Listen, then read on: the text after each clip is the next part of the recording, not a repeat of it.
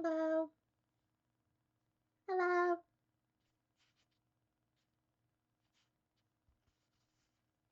Hello. Hello. I have to put the camera really close, otherwise, like I was testing it. I was opening like the pages and stuff. Otherwise, it doesn't focus like good enough for you guys because I'm using like a cheap webcam because that's all I have. But hello. Thank you all for joining. Are you excited? I'm excited. Let me.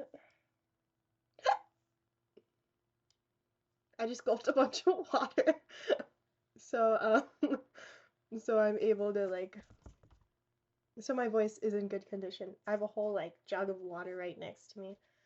It's like fully decked out. I would give you guys like a better show, but my webcam's really close, so the focus will be on the pages. Maybe I'll do a normal hand cam stream one day.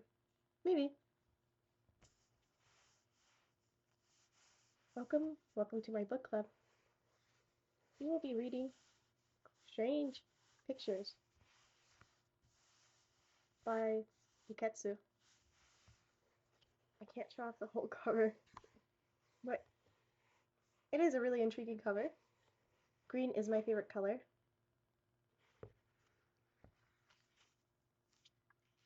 So let's get started. Strange Pictures by Uketsu.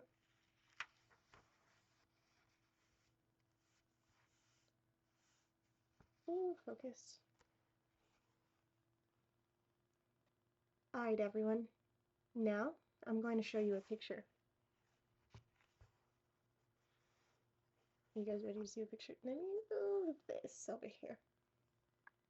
And we'll put this over here. Take a look-see. Take a look-see at the picture. It's a child drawing. This girl. She has a flower with dresses on it. And there's a tree with a birdie in it.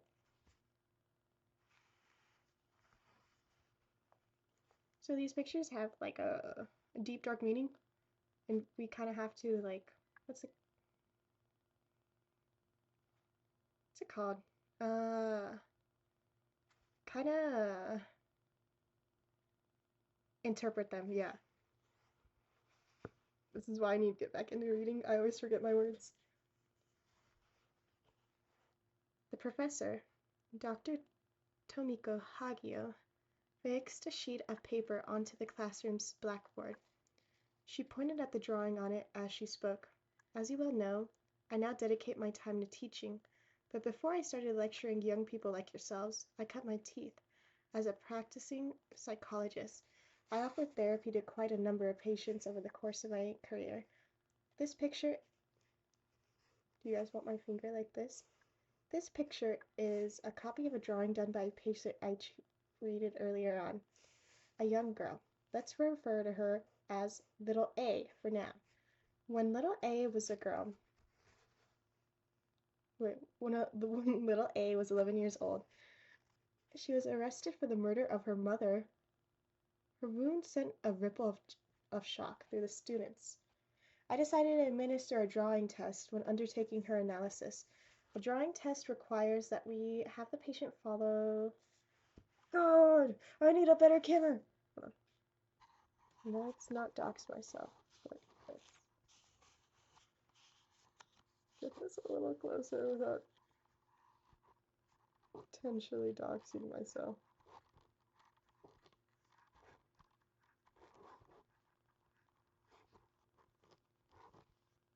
Ooh, you want to work with me so bad.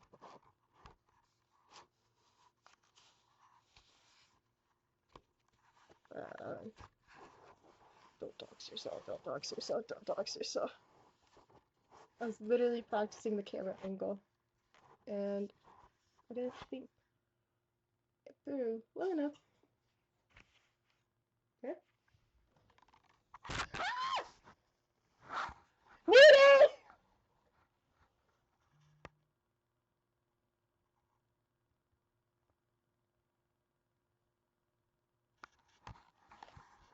Alright, alright.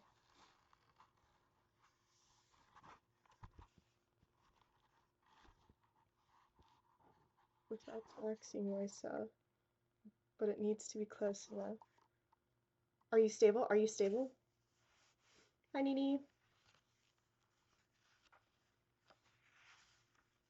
What did I miss? Nothing. I'm trying not to dox myself. My camera is really close, so you're able to see the words because I have a cheap webcam.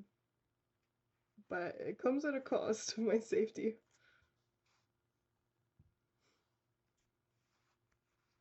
Should I start over? Are more people in yet?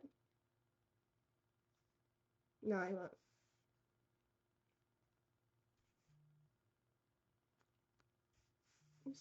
Where's the end of the page? The end of the page is right here. Can't really see it. There we go. This captures the whole page.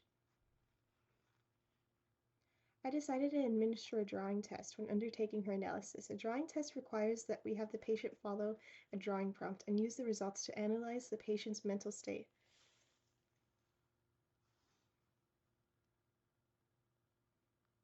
Everything is a test. To make sure as best condition possible, please don't touch me, Mr. Camera.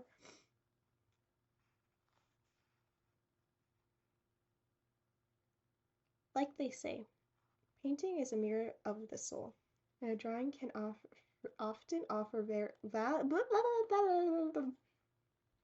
me take a sip.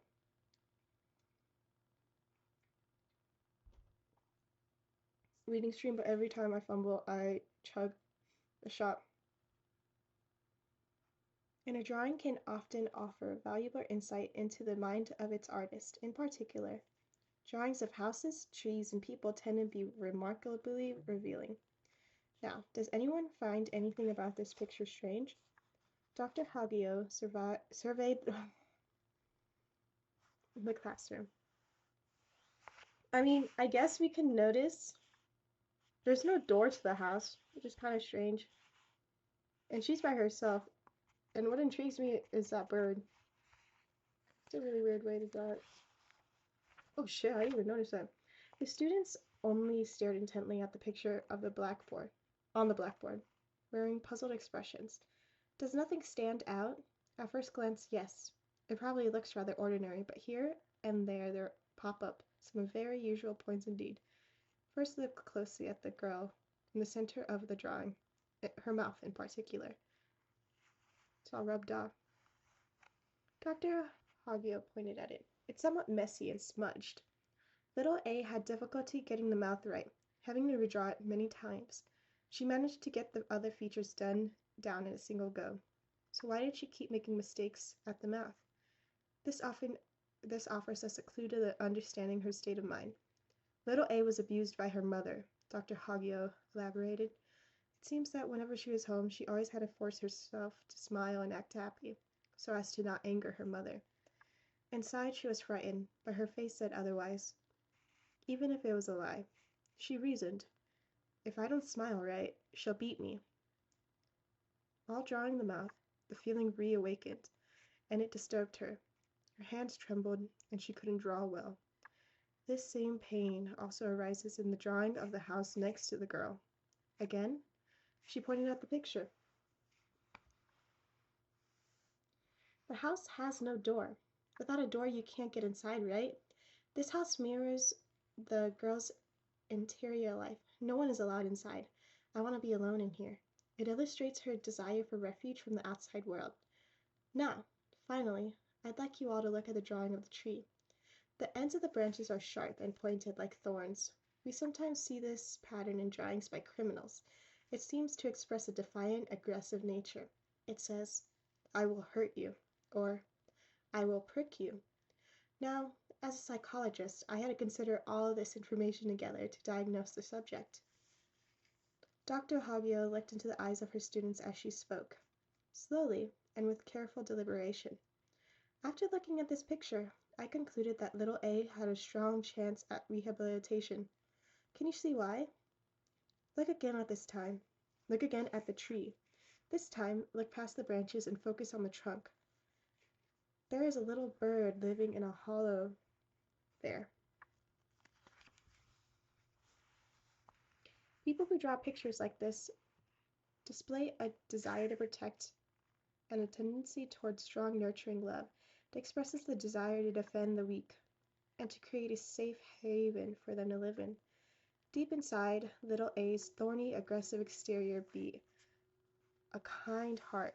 If we gave her a chance to interact with animals or small children, we could foster that kindness and possibly overcome her aggressive spirit. This is what I surmised then and to this day.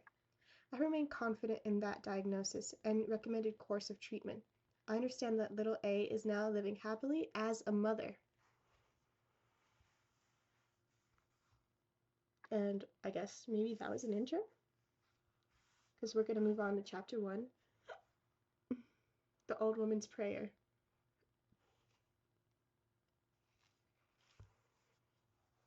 And this is the drawing for this chapter.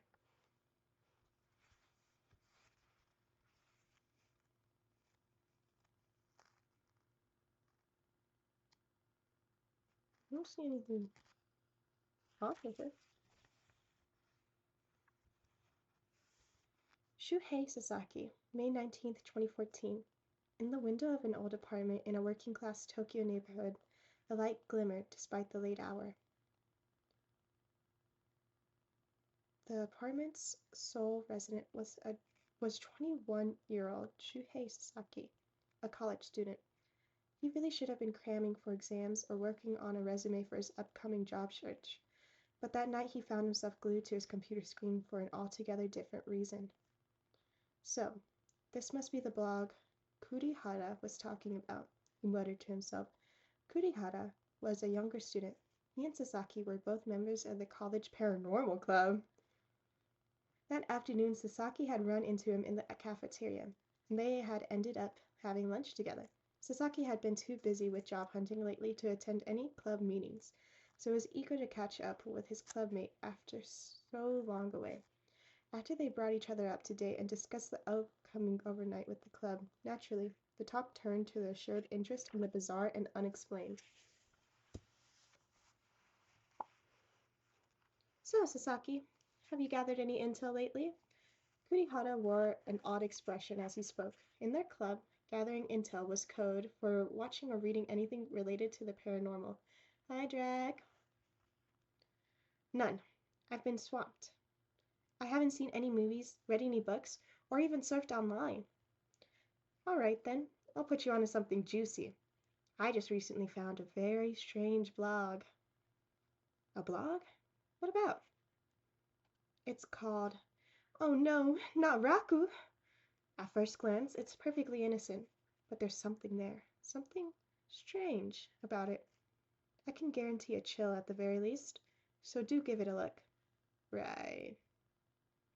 Hot RP, okay. Not the same kinds of books. In Sasaki's experience, Kurihara was an easygoing kind of guy. He always preferred to hang back and stay out of things. So, when he recommended something with such enthusiasm, Sasaki knew he couldn't ignore it.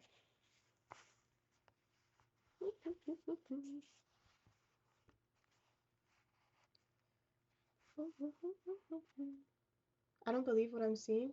What? 12 a.m. The only sound was the ticking of his clock. Sasaki gulped as he opened the blog Kurihara had told him about. He felt nostalgic rather than nervous. Once, there had been so many blogs like this. Ah. Since when have you not how to read? Ah! Okay. I'm relearning how to read. It's a process, so I'll be stumbling a lot during this. The concept now seemed rather quaint. Everyone had a simple take on theirs.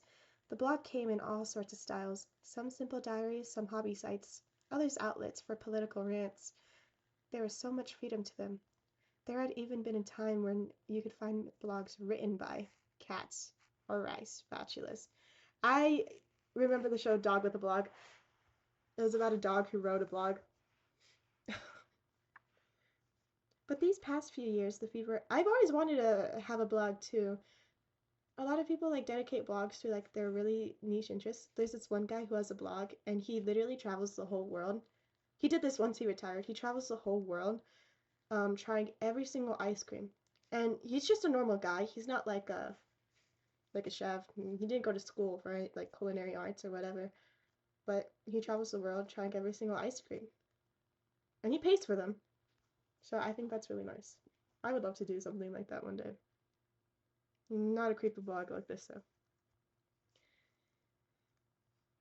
But these past few years the fever had died down, and you found far fewer than before. By the title alone you'd assume the author was named Raku. But it was such an unusual, suggestive name. A pen name? Probably. And that exaggerated, oh no, was such a weak attempt at humor. Let me take a sip. The kind of uninspired silliness that was the hallmark of your average diary. Here's the picture of the blog. Oh no, not Raku. Raku's blog. Kaijari.jp. To the one I love the most. I'm going to stop updating this blog today. I finally figured out the secrets of those three drawings. The latest post flickered beneath the title. It was dated November 28th, 2012, so about a year and a half ago, meaning the blog hadn't been updated since. It read, To the one I love the most, 11/28/2012. I'm going to stop updating this blog today. I finally figured out the secret of those three drawings. I can't imagine the kind of pain you must have been suffering, nor can I understand the depths of whatever sin you committed. I cannot forgive you, but even so, I will always love you. Raku. Sasaki read this short, disturbing entry.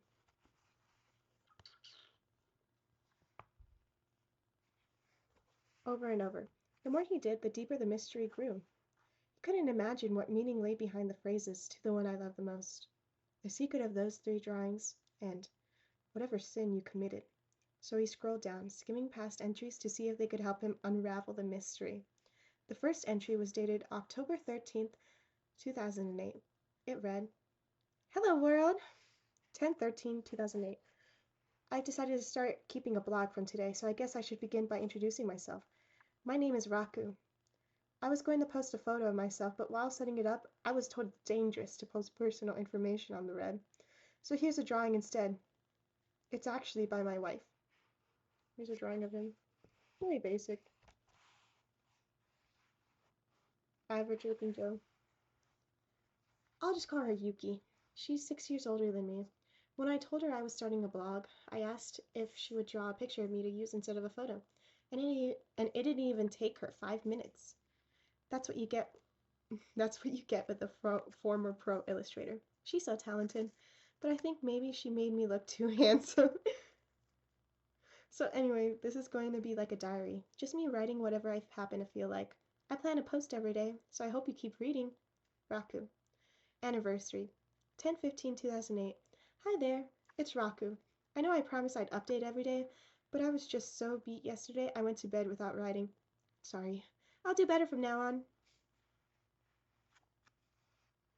So today, October 15th, is a very important day. It's our first wedding anniversary. I bought a whole cake to celebrate. It was a little pricey, but it was so worth it. I ended up devouring 2 pieces before Yuki scolded me. Don't eat so much. You'll get fat. She's so mean. Sob. The last 4 slices went into the fridge. That's tomorrow's breakfast. I can't wait. Raku. The entries went like that. 4 or 5 a week. They were all such pretty tame. I ate so-and-so. Or, we went to do such and such. And Sasaki found no hint of anything that could be the sin or pain mentioned in the final entry. Okay. I have this other book you might be interested in, man.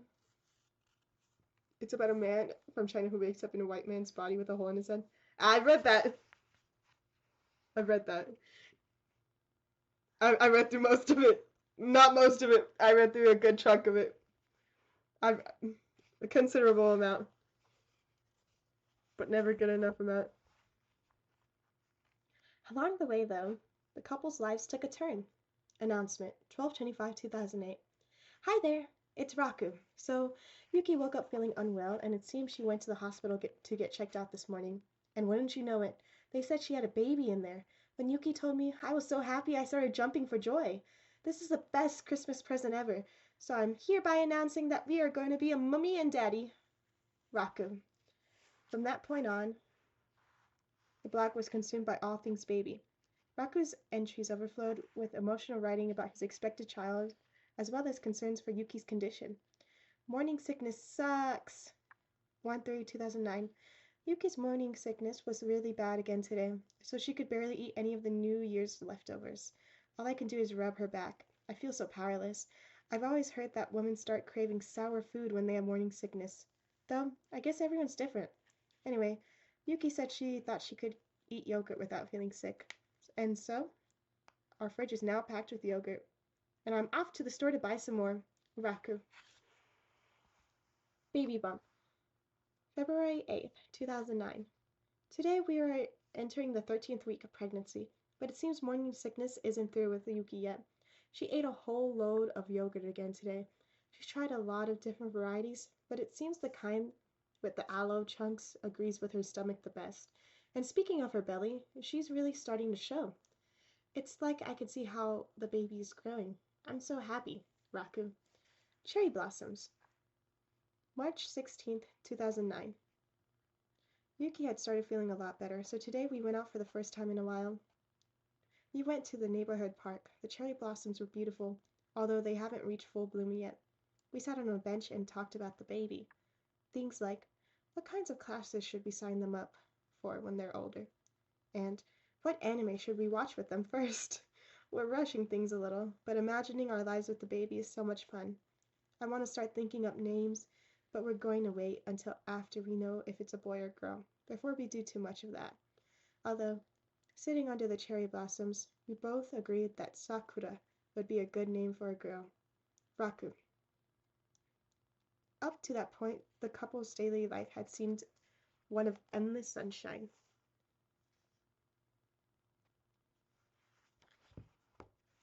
But then, in May, when they passed the midpoint of Yuki's pregnancy, clouds appeared on the horizon.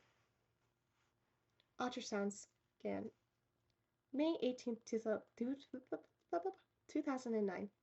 I had the day off from work today, so I took Yuki to her prenatal checkup. It was so moving to get a first glimpse of the baby on the ultrasound, but apparently, it's a breech baby. I heard that breech babies can cause problems when it comes time to deliver, so that made me nervous, but the baby is still small, and I'm told that they still move around a lot at this stage. So I was relieved to hear the doctor say it would probably turn itself the right way. Phew! But there was another surprise to come. Because the baby was head up, its pubic area was hidden behind Yuki's pelvic bone, so we still don't know if it's a boy or girl. I guess we'll have to pick a name without knowing. Raku. A breech baby. That's what they call it when a baby is positioned head up and feet down in the mother's womb, the reverse of what usually happens. This discovery would go on to become a major issue for the couple. Doing our best. July 20th, 2009. We had another checkup. The baby is still head up. At this stage, apparently, it's very rare for babies to turn around on their own, so I guess we have to do it ourselves. They taught us some exercises to help turn a breech baby. Yuki is going to be doing them every day at home from now on, and I'll be there every step of the way, doing what I can to support her. We're doing our best. Raku. Hot summer. What is that? August 18th, 2009. We had another checkup today. We've both been working hard at the exercises, but the baby is still the wrong way up. Yuki seems to be taking it pretty hard, but we were told that with proper preparation, she should be able to deliver her breech baby normally, and we're lucky we've got a veteran midwife on hand. And so it looks like we'll have to wait until the baby is born to find out if it's a boy or a girl. LOL. On the way home, we stopped by the cafe for juice. Yuki got a refill. Twice. We've been having so many hot days, it's no wonder she's so thirsty lately. And since she's drinking for two, it must be hard to keep hydrated. LOL. Raku. Then, on September 3rd, with the due date fast approaching, something seemed to change in Yuki. Baby blues. September 3rd, 2009. So, today Yuki suddenly broke down crying. She didn't answer when I asked why, so I was totally at a loss. Maybe this is what they call baby blues? All I could do was sit there rubbing her back until she calmed down. She could go into labor any time now, so I can't imagine how much stress she's feeling. I really need to step up and become someone she could depend on. ... Raku. Baby picture. September 4th, 2009. Yuki has made a complete recovery from yesterday and is in high spirits. And she's also finally drawn another picture. It's adorable. She said she had imagined what her baby might be like. And here's the picture she drew of the baby.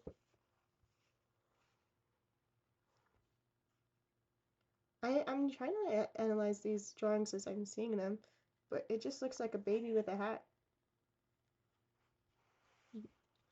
When I asked her why it was just like Santa, she said, because this baby is our Santa. It took me a while, but it finally clicked. It's because we found out she was pregnant on Christmas Day, and it's already 9 months later. The time has gone by in a flash, but at the same time, seems to have lasted forever. Raku. It does kind of look like a baby keychain. Like, I forgot what they're called. Sony Angels? I don't collect those though. Visions of the Future. September 5th, 2009. Yuki drew another picture today, like a sequel to yesterday's. She said this time it was her idea of what the baby would look like when it's a little older. She called it Vision of the Future. And it's just a kid carrying a bag. Nothing suspicious about it, or any of these drawings yet. Since the baby is still a breech, we still don't know what sex it'll be. So she says she drew it ambiguously on purpose. Talk about a pro. Most people would never pay attention to little details like that. And I just noticed this, but I wonder what the number down at the bottom means. Yesterday's picture had one too. Yuki replied, it's a secret. When I asked, I keep thinking, but I just can't figure it out. Raku, I didn't even notice. Oh, 1? Yeah, there's a 1 on this one, and a 4 on this one.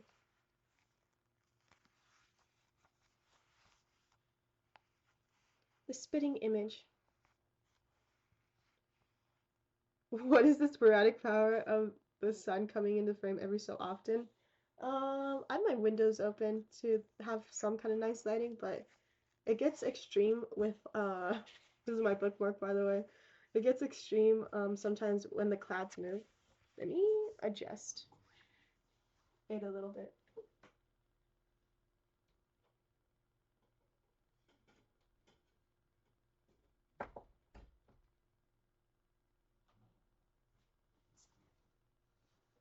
That should be more maintainable, I hope.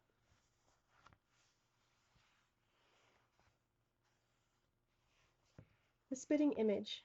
September 6th, 2009. We had soba noodles delivered for dinner to remember the numbers for me. It was a 1 and a 4.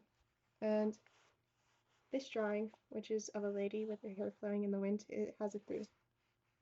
Spitting image, September 6th, 2009. We had soba noodles delivered for dinner tonight. Mine had shrimp tempura. It was delicious. So Yuki drew another vision of the future for me today. It's the baby all grown up. Isn't it cool how her hair is blowing in the wind? Yuki said that when she was drawing it. She was hoping that, if the baby's a girl, this is how she grows up to be. She's the spitting image of Yuki herself. If she really does take after Yuki, she's going to be a beauty. I guess she's going to draw the boy version tomorrow. I'm looking forward to it. Raku. The spitting image, ... question mark. September 7th, 2009. There are only 3 more days until the due date. And this one has a tiny 5 on it.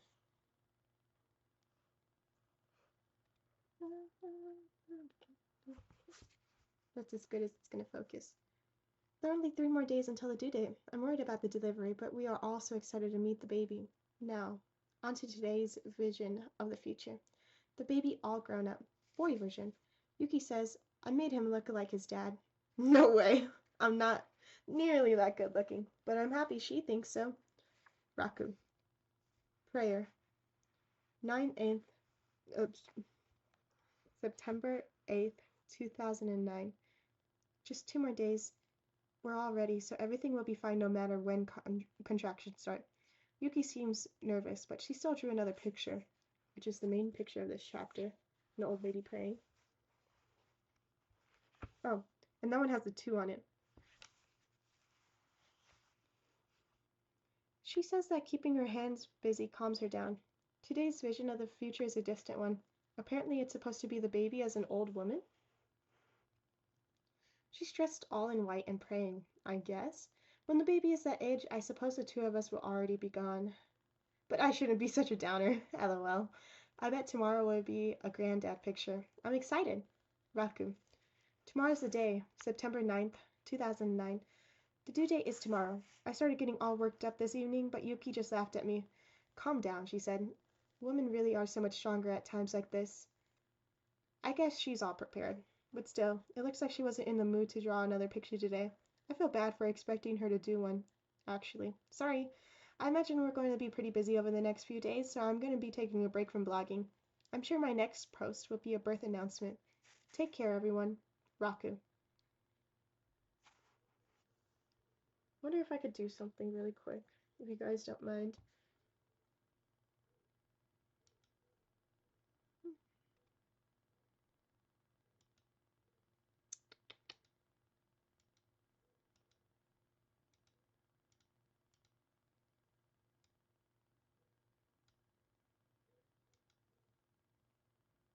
Yeah, I'm gonna go with this chat method instead.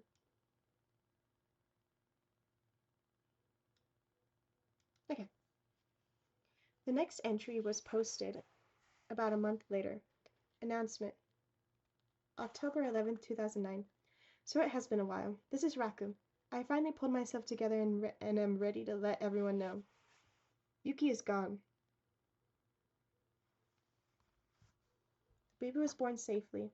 Yuki's contractions started on the due date, and we rushed to the hospital. Everything was going fine at first, but after a few hours of pushing, the baby wouldn't come. Then Yuki took a turn for the worse, and they had to perform an emergency. Ugh.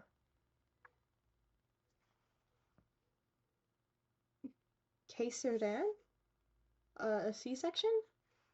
But I've never seen this word before.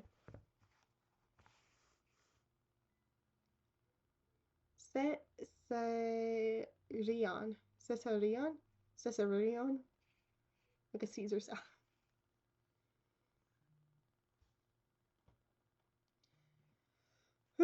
They managed to save the baby, but Yuki passed away on the table. The last month had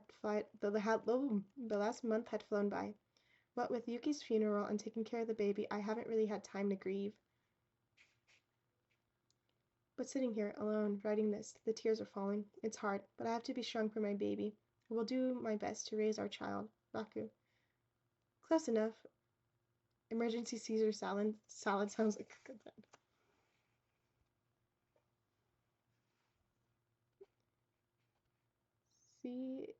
Caesarion. I can't. Sasaki sat, stunned, staring at the screen. His heart was overflowing with emotions, but he had no way to deal with them. Yuki and Raku were, of course, complete strangers to him. He had only started reading this blog out of curiosity, but as he was scrolling through the entries, at some point he found himself emotionally involved. And now he was feeling a kind of loss he had never experienced before. What kind of life awaited them, the father and child left behind? Sasaki couldn't help wondering about their future. He was desperate to see Raku carry on after Yuki's death and finding happiness with raising their child. With that prayer in his heart, he clicked Read Next Entry link. The page appeared. When he saw the title, Sasaki blinked in disbelief. The one I love the most? November 28th. I believe it's November 2012. I'm going to stop updating this blog today. I've finally figured out the secret of those 3 drawings. I can't imagine the pain you must have been suffering, nor can I understand the depths of whatever sin you committed. I cannot forgive you, but even so, I will always love you. Did she cheat on him or something?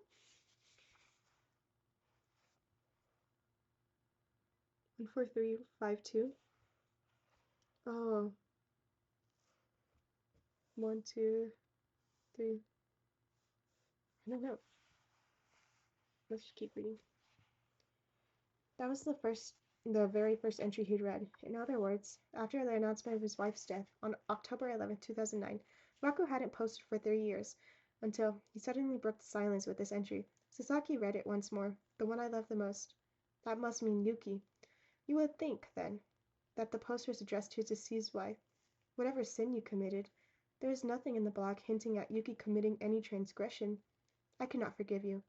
What could his beloved wife have done that he couldn't forgive? The secret of those 3 drawings. These must be the visions of the future that Yuki had drawn as her due date approached. So, a talented artist drew some pictures of her unborn child's imagined future. It was an unusual thing to do, perhaps, but not particularly odd. Sasaki could only believe that as she drew them, Yuki was full of hope that her child would live a long, healthy life. But Raku had looked at 3 of those 5 drawings and discovered some hidden secret. What could it possibly be? Sasaki had the feeling he was standing clueless before some kind of maddening. Let me drink some water. That's a sign.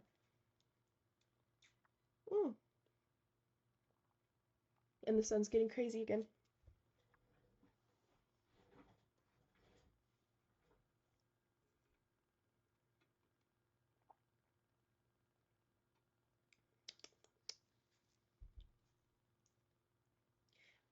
Maddening. Mad. Maddeningly difficult puzzle. But it wasn't that he didn't have any hints. There were those numbers written in the margins of the pictures.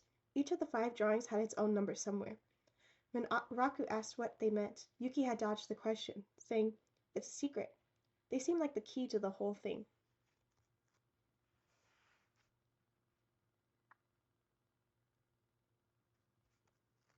I can't possibly think. Sasaki turned on his printer and printed out the drawings. He arranged them sequentially. 1. Baby. 2. Old woman. 3. Adult woman. 4.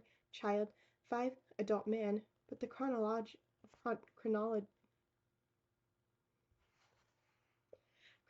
was all mixed up. It starts with the baby, skips to the old woman, then back to the child, and adult again. That doesn't make any sense. Sasaki sighed and lay down on the floor. He looked out the window and saw the sky was already lightening. It would soon be dawn. I have to get a bit of sleep. Decided to squeeze in a nap before his 10:30 lecture. The student cafeteria was always packed after 12. If you wanted to grab a seat, you had to make it in while the hour hand was still hovered in 11 territory. Sasaki slid out of his morning lecture just a tad early and ran for the cafeteria. He wasn't after lunch, though. He was after Kurihara. The rush paid off, and the tables were still empty. He looked around for Kurihara, but no luck. It seemed he wasn't there yet. As Sasaki was thinking he should go ahead and get his lunch ticket, someone slapped him on the shoulder. "Sasaki! We meet again! I saw you tearing across the campus just now. Are you starving or what?" It was Kurihara. The two picked up plates of rice and curry, then sat across from each other at a table. "Hey, Kurihara, I've read that blog you told me about." "It's quite the puzzler, right?" "It really is. I barely got any sleep last night. I kept thinking about it, but I can't figure it out. It's so weird." "I know! But, I mean, if it wasn't for that last entry, it would be a fairly common, if tragic, domestic story." "Would it?" Kurihara asked, and his eyes flashed. Sasaki couldn't help but flinch. "Sasaki, I agree that the last entry is creepy, true enough, but that's hardly the only creepy thing. There's something off about the whole story." "What are you talking about?" "Well, for example, the entries after the birth were all deleted." "Wait, what was deleted?" "You can tell by reading the last entry. Hold on a minute." Kurihara opened his bag and took out a bundle of stapled sheets of A4 paper. He put the bundle on the table, and Sasaki saw it was a printout of the blog. He printed this whole shit out. "Wait, Kurihara? Did you seriously print out the whole blog?" "That's what I'm saying." "Of course. I wanted to be able to read it on the way to school so I could figure it out." To the one I loved the most. November 18th, 2012. I'm going to stop updating this blog today. I finally figured out the secret of those 3 drawings. And he does mention only 3. I can't imagine the kind of pain you must have been suffering, nor can I understand the depths of whatever sin you committed. I cannot forgive you, but even so, I will always love you. Raku. So it says, I'm going to stop updating this blog today. This is the crucial line. Usually when a person swears to stop doing X today, it's understood that the action until now has been habitual. Like if someone announces, today I'm quitting smoking. It's obvious that they had been smoking up to the day before. So in the same way, the line, I'm going to stop updating this blog today, implies that Raku had been updating the blog fairly regularly up to this point. But from the entry before the one where he announces that, Yuki died, right? From there to this entry, there's a gap of almost 3 years that's unaccounted for. That got me thinking. I bet Raku kept updating the blog regularly during those years, but then he must have deleted all those entries for some reason. Deleting a blog isn't that unusual. I mean, I deleted my Evangelion analysis blog I kept back in middle school, but the wife was alive. But when his wife was alive, wait. But the way Raku did it was a little odd. He left the entries from when his wife was alive, but deleted the ones about his child. There's something kind of off there. I can't figure out his motive. Now that you say it, there is something strange about it, and it went right over my head. There are other weird things too. Here, read the entry for October 15th. Anniversary, October 15th, 2008. Hi there, it's Raku. I know I promised I'd update every day, but I was just so beat yesterday I went to bed without writing. Sorry, I'll do better from now on. So today, October 15th, is a very important day. It's our first wedding anniversary. I bought a whole cake to celebrate. It was a little pricey, but it was so worth it. I ended up devouring 2 pieces before Yuki scolded me. Don't eat so much, you'll get fat. She's so mean, sob. The last 4 slices went into the fridge. That's tomorrow's breakfast, I can't wait. 5, 6. I'm trying to think what he's gonna say before he says it. Alright, Sasaki, here's a pop quiz for you. How many pieces of cake did Yuki eat? She went after Raku for eating too much when he had 2, so it's... No, because she couldn't have 1, because then it would be an uneven amount, so she didn't eat any cake, right? Or maybe she did eat just 1. Right. If she had 2, Raku would have shot back, you're one to talk. And so, that day, Yuki had 1 piece and Raku had 2. He said there were 4 slices left over, making a total of 7, which would mean they served a cake cut into 7 pieces. Isn't that weird? Yeah, it is. Most people would divide a round cake like that evenly. Exactly. I think it's safe to assume that the cake that day was cut into 8 pieces. Yuki had 1, Raku had 2, and there were 4 left over. That makes 7. So what do you think happened to the other one? Someone else must have eaten it. Have you sensed that someone else besides the 2 of them is living in that house? What? Come on, aren't you reading too much into this? Like Raku probably wrote the wrong number or something.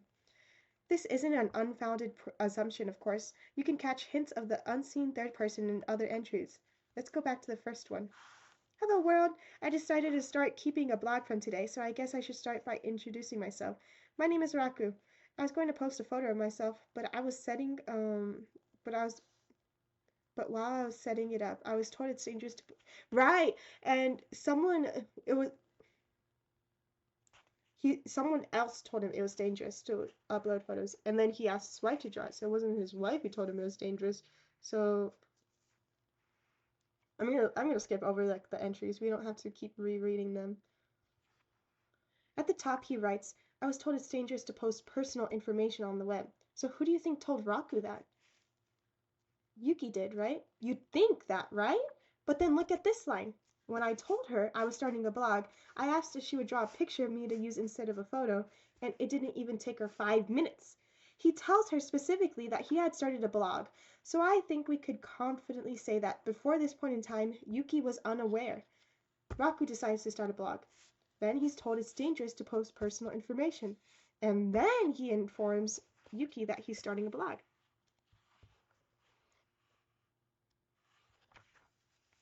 So then the question arises, who warned Raku about sharing personal information online? There's a distinct possibility that someone else is living with them. One of their parents, a sibling, a friend, I don't know who, but what I do know is that Raku is hiding their existence. Their name doesn't appear once in the blog, but still, here and there, you got a sense of their impact on Raku and Yuki's lives. I wonder what's behind all this secrecy.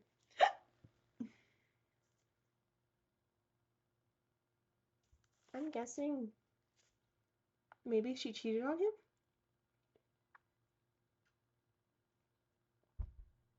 That's my guess so far.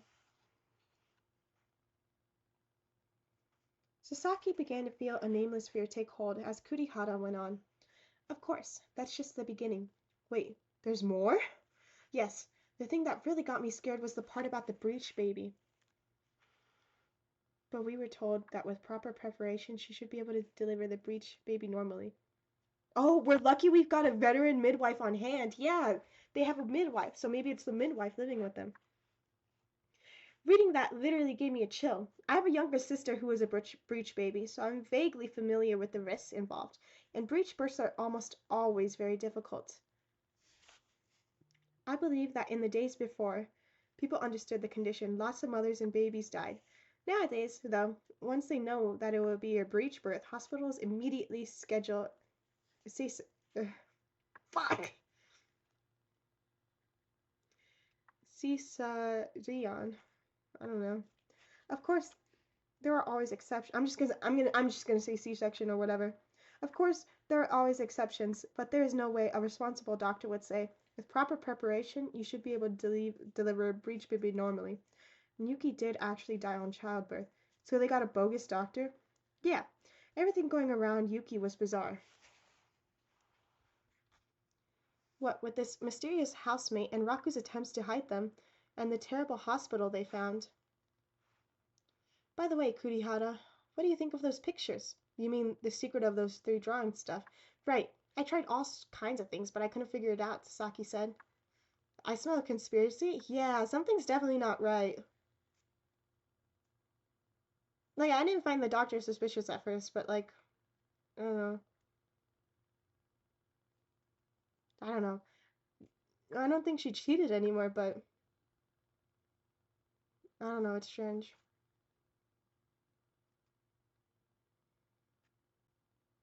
Did you look at all the numbers scattered around? Of course. Those numbers are right at the heart of it. Yeah, I thought so too, but when I arranged the pictures in numerical order, the timeline got all messed up. I got nothing from them. Sasaki, numbering things can indicate more than chronological order. What are you talking about? What I mean is, maybe the timeline isn't what you should be worried about. Kurihara, are you telling me you already figured out what the pictures mean? Kurihara flashed a toothy grin. Well, I think I have. You have? Tell me. It might be a little tricky here. I don't have the right tools. You need tools? Could you drop by the club room today? I could show you there. The club? Well, I haven't shown my face in a while. I'm not sure I'd be welcome. Come on, Sasaki. You're a member. You're always welcome. Really? Of course. Alright then, I'll stop by later. I think it'll be a good break from job hunting. Kurihara grinned when he heard that. Woohoo! I've been so lonely without you, Sasaki. I never pegged you as the type to feel lonely. Anyway, I've got class after this, so it'll probably be around 4 when I get there. That's fine. Alright, here, you take this. Kurihara handed Sasaki the bundle of printed blog entries. Are you sure? Weren't you going to solve the mystery on your commute? It's fine. I've got a few spares. A few spares. You're obsessed. Fine then. I'll take it. Thanks. No problem. Right. I'll be waiting in the club room. Just keep this in mind. The numbers are at the center of it all. Although all through his third class, Sasaki stared at the booklet Kurihara had given him. The professor was notorious for rambling on endlessly, so lots of students, not just Sasaki, tuned out, using the period as free time for catching up on schoolwork or sleep. Even so, it wasn't as if he were wearing earplugs, so he could still hear the professor drone on in the background. Is a good example of how art and architecture are closely connected. That applies to paintings as well. And as everyone knows, Moritz Escher, who became famous for the optical illusions in his work, studied architecture at University in Haarlem. Optical illusions. The word sparked something in Sasaki's mind. Could Yuki's visions of the future also be some kind of trick? Sasaki was no art expert, but he had seen plenty of strange pictures that tricked the eye, like the one that looked like a rabbit from an angle and a duck from another, or the picture that looked like a skull from afar, but human twins up close. They all shared a common thread, in that they looked completely different based on perspective. I finally figured out the secret of those three drawings. Years after Yuki's death, could Raku have found a different perspective on her drawings? Sasaki leafed through the booklet and studied the visions of the future. He tried spinning the drawings around and noticed something. When he rotated the picture of the woman 90 degrees, rather than her standing with her hair blowing in the wind, it looked like she was lying on her back, with her hair draped down. For an instant, he felt like he'd made a breakthrough, but his enthusiasm quickly faded. What difference did this make if she was standing or lying down? On top of that, the position of her arm looked unnaturally stiff. I mean, it could be like a dead body, or also, instead of a 3, it could be a W.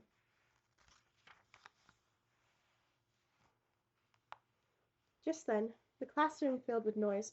The students were getting ready to leave. It seemed the professor had concluded his lecture without him noticing. One student opened the classroom door. A strong breeze blew in from the hallway, and the booklet in his hand fluttered in the wind. The sight lit another spark in Sasaki's brain. Page 1, page 2, page 3. Sasaki. Numbering things can indicate more than chronological order. Could they actually be layers? Maybe the pictures were supposed to be laid on top of each other. If he did so and arranged the pictures in the right way, maybe they'd resemble something completely different, like an illusion. Sasaki tore the drawing pages from the booklet and tried laying them in the order. 1 baby, 2 old woman, 3 woman. Then he held them up to the light. Yeah, I don't know what you're seeing, dog. The 3 pictures blended together, but they didn't seem to reveal anything in particular. He tried adjusting the pictures, changing the angles, changing their positions. He tried all kinds of things, but eventually just slumped back into his chair in despair. There were endless possible configurations. Damn, if only I had some kind of hint. Then Kurihara's words came back to him. Those numbers are right at the heart of it. Just remember this. The numbers are at the center of it all. He didn't need to be. Oh, you aligned the numbers. He didn't need to be told that the numbers were the key to be solving the puzzle. Why was he so insistent about something so obvious, to the point of repeating it like that? No. Wait a minute. Could center actually mean... Sasaki thought about it. In this case, center might mean exactly that. The focus, the core, the access point, where several things connected, like the stable holding together his bundled booklet.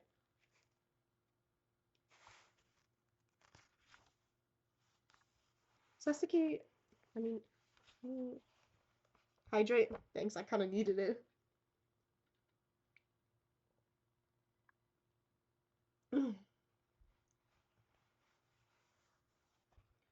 I don't know if you guys can see it right down here. It just looks like a woman praying to this lady, and there's like a song of something behind her. Don't lose your voice on the first book stream. I did think I was gonna get through this whole book, but then I definitely didn't take into account that I would be reading it. Like verbally. I forgot about that. Sasaki arranged the pictures again with the numbers 1, 2, and 3 in the same location. Keeping the numbers at the center, he rotated the 3 pictures. He was hoping that the 3 drawings might fall into place and create a wholly new picture, but the only result was failure. At 4 that afternoon, Sasaki promptly stepped into the club building, which stood by itself in a distant corner of the campus. It was packed with rooms used by all kinds of cultural and literary clubs. It had been half a year since he had last opened the door to the paranormal club. Inside the small space packed with books and magazines, Kurihara sat reading alone. Sorry it took so long. Where are the others? These days, it's usually just me. Sasaki realized that the club was dying out. It had always been small, and now that the students in Sasaki's year were all getting ready for graduation and finding jobs, he felt a little sorry for Kurihara. Right then, Sasaki, ready for the secret of the... Hold on a second. I was actually just making my own deductions earlier. Kurihara nodded along. I see. Yana, a pretty good line of reasoning there. I think that's near enough to call it right. How so? I haven't solved the puzzle yet. You're on the right track. You just need to take one more step. Listen, Sasaki, this is a puzzle. Those 5 drawings are the pieces you need to assemble. Now let's imagine. The pieces of the jigsaw puzzle were all different sizes. Could you piece it together? You don't mean... Those 5 drawings were all originally done on paper, then Raku took photos of them and uploaded them to his blog. The important part is you can't tell the original size of the drawings by looking at the photos. I see. Yeah, I suppose so. Now, if you hold them up to the light, what difference does the order make? Basically 1, 2, 3, 2, 3, 1. It doesn't matter. The pictures will always be the same. They all just blend together. Then what should we do? Have you ever heard of layer composition before? No, sorry, never heard of it. It's a common technique for illustrators. So let's say an artist gets a commission, say, to draw a picture of a boy holding a rice ball. A rice ball? Against a backdrop of some hills. But lots... I just remembered what a rice ball is. Let's see. I want my phone to die. But lots of time, clients tweak their requests after the picture is done. Like, let's change the rice ball to a sandwich, or change the boy to a girl. I was thinking a soccer ball, but rice. That's what I imagined in my head too, but then I looked closer at the drawing, and I was like, oh yeah, rice ball, duh, the thing you ate. Change the background, or change the background from a hillside to a cityscape. If they had to redraw the whole picture for each change, they'd never be able to keep up. So instead, they divide the picture into layers as they draw. First, they make the background layer of the hills. 1. Next is the boy. 2. And last comes the rice ball. 3. By removing the negative space around each drawing, they stack the layers 1, 2, and 3 to complete the picture. Then if the client decides to skimp on the rice ball, all they have to do is redraw layer 3. But one thing to be careful about is the order of the layers. If you reverse 2 and 3, for example, the rice ball will end up hidden behind the boy. So order is super important in layer composition. The blog said that Yuki had been a professional illustrator, so I think layer composition would have been a second nature, in which case you layer them. Ah, so the other way, instead of like one on the top. The drawing labeled 1, the baby, is our background. The bottom layer, 2, the old woman, goes on top of that. And then last, we have 3, the adult woman. Let's try it with those 3. Kurihara stacked the 3 layers so that the circled numbers aligned, and then he adjusted the pictures around the numbers. Here, I think. Did it work? I hope so. We need to cut away the negative space, though. Kurihara fetched some scissors and started cutting. As he did so, Sasaki started seeing it. The picture was taking form, a sickening one. Meanwhile, Kurihara hummed happily away as he cut.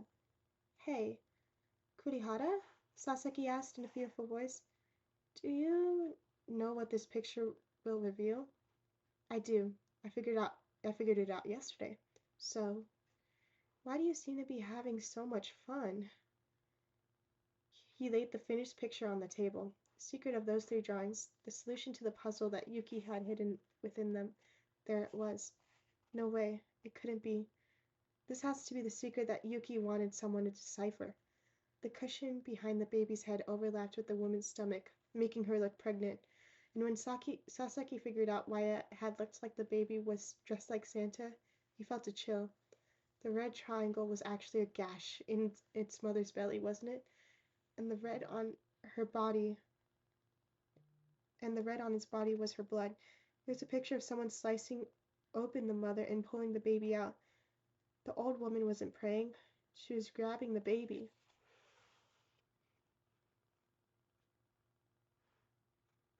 And that's why she's so stiff, because she's dead. And it was a breech baby, so it came out legs first.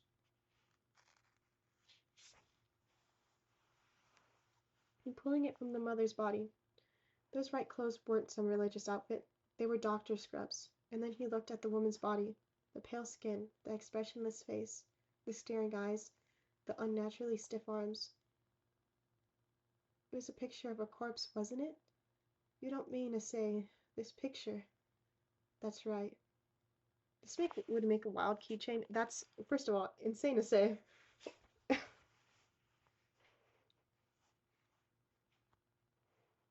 They managed to save the baby, but Yuki passed away on the table. It's just as he wrote in the blog entry. The baby was surgically delivered, meaning by C-section, and she died on the operating table.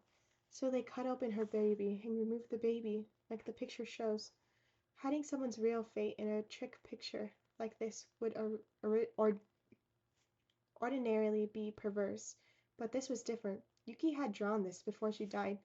Yuki had secretly drawn a picture of her own death. Those words, visions of the future, they lay heavy on his heart.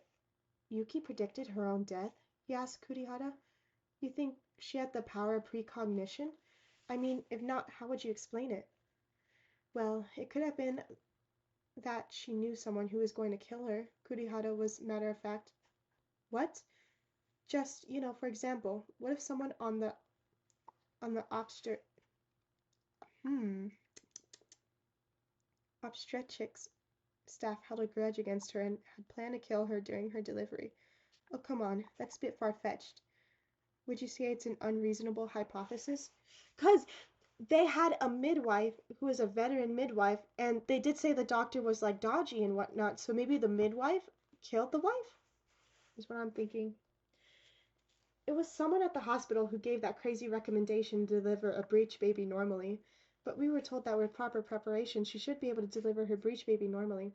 The result of that was that Yuki had trouble in delivery and she died. You could almost say that her death was murder planned by the hospital. Someone at the hospital intended to murder her? Kurihara nodded. And then, one day, Yuki figured out the plan. So these drawings were her way of letting Raku know that she might die during childbirth. Let's say, for the sake of the argument, that's true. Why go through all this trouble of hiding the truth in some innocent pictures? Why not just tell Raku? Sasaki asked. There must have been something keeping her from talking to him. If what Raku wrote in his blog was true, then Yuki must have committed some kind of sin in the past, and he implies it was something truly terrible. Nor can I understand the depths of whatever sin you committed. So the reason someone at the hospital wanted to kill Yuki was revenge for that sin? Sasaki was still confused. If that were the case, then talking to Raku about it would mean confessing. I cannot forgive you, but even so, I will always love you. I cannot forgive you. That implies that whatever Yuki did, it had something to do with Raku, and that's why she couldn't tell him. It might be that she was ready to accept death out of remorse for whatever it was, but she wanted Raku to know the truth after her death, so she left him a coded message. How awful. Well, this is all just speculation on my part. Don't take it too seriously. No, I think it doesn't matter how much we think about it anyway, because we'll never know the truth. In the end, to them, we're all still just a couple of strangers, no connection at all. Afterwards, the two went out, having dinner at a little diner near campus before going their separate ways. As they parted, Kurihara said, Sasaki, sorry for taking up so much of your time today. I know you're busy. Don't worry about it. I enjoyed getting back into the club again. Thanks. No. Thank you. Are you going back to the job hunt again tomorrow? Yeah. 2 different companies are having information sessions tomorrow. Then I have class after. It sounds rough. I think I'm going to keep working out some ideas about that blog. Well, if you figure out the truth, let me know. I will. Promise. On the way home, Sasaki tried to break down Kurihara's reasoning. In the past, Yuki committed some mortal sin. Some member of the staff in the hospital OBGYN department held a grudge against her over that and recommended a hazardous birth plan as an indirect means of killing Yuki. Yuki figured out the plan and drew that trick picture as a dying message. Unaware, Raku happily posted the drawings on his blog. Then Yuki died during childbirth. A few years after Yuki's death, Raku figured out the secret of the pictures, and in doing so, grasped both the truth of her death and the sin she committed. It all seemed so far-fetched. In the first place, he couldn't figure out why she'd go to a hospital where someone who hated her so much was working. And if she figured out there was a plan to kill her, she'd just go to the police, right? She could always change hospitals. Couldn't she? Why didn't Yuki try to get help? All she did was draw trick pictures. Hey, wait a minute. Sasuke suddenly felt he had caught on to something. Kurihara had figured out the secret of the 3 pictures, but there were actually 5 pictures. What was the reason for the other 2? Wasn't it likely that there was some trick for them too? Sasaki took out the 2 remaining pictures that Kurihara had adjusted for size on his printer. 4 child and 5 man. He stacked the 2 pictures with the numbers aligned. When he did, his heart gave a painful lurch. Oh, this is... There was no need to cut away the white space. He held up the pictures so that the streetlight shone from behind.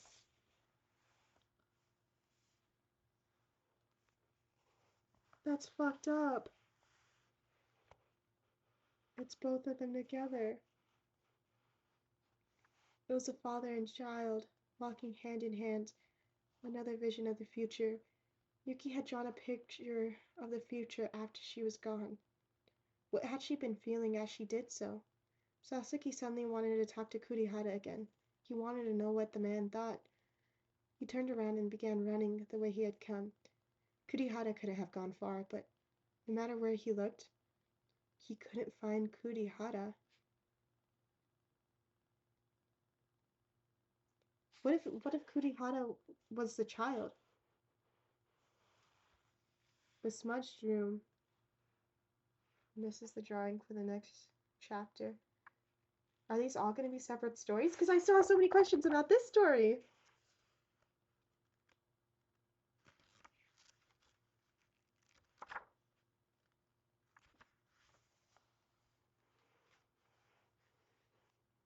Let's see. Naomi Kono. Naomi Kono was in a sour mood as she prepared dinner. She peeled a thick scallion and chopped it finely, but the whole time her attention was directed at the next room. Who are Sasaki and Kurihara again? I know they're investigated, but why? By why?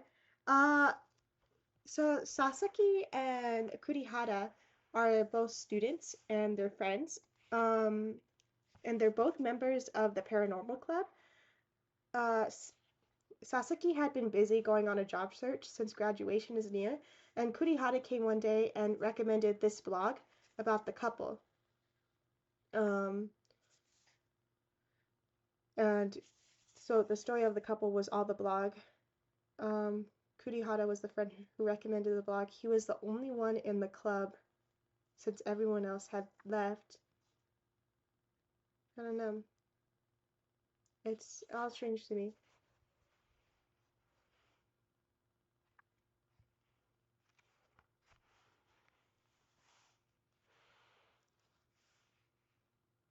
No, I skipped a whole page on accident.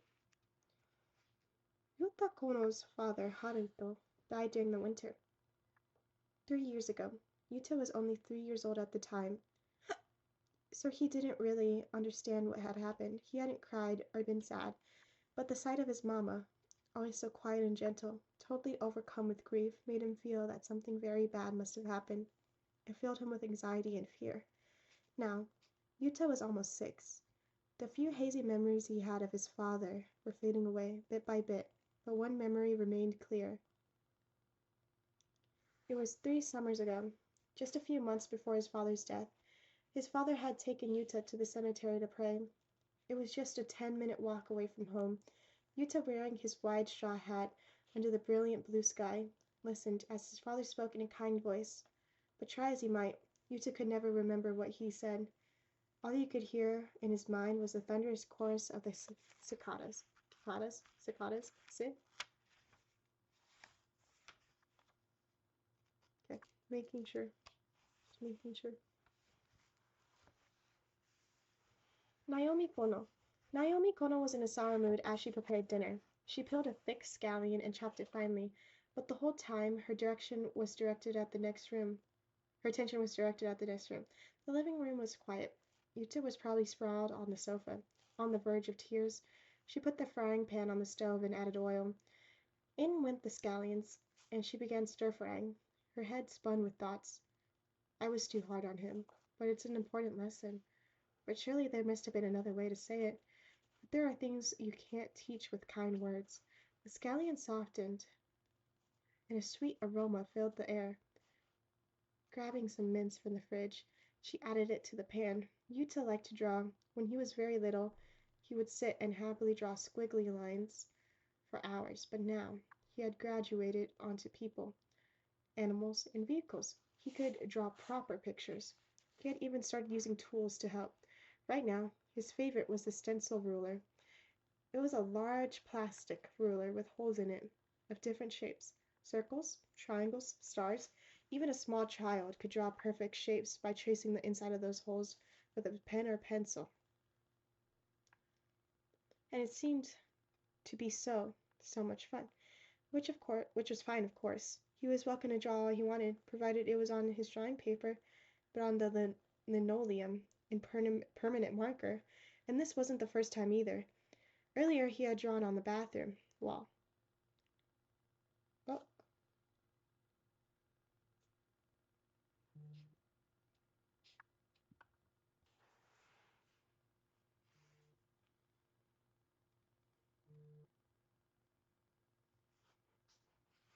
what is happening? Okay. Earlier he had drawn on the bathroom wall, and before that it was the pillar in the living room. She had scrubbed and scrubbed, but they only faded a little, not disappeared. Children are filled with infinite curiosity. Drawing on things is an important means of self-expression. It is silly to scold them for it. She had read that in a child-rearing article once. The author was clearly a homeowner.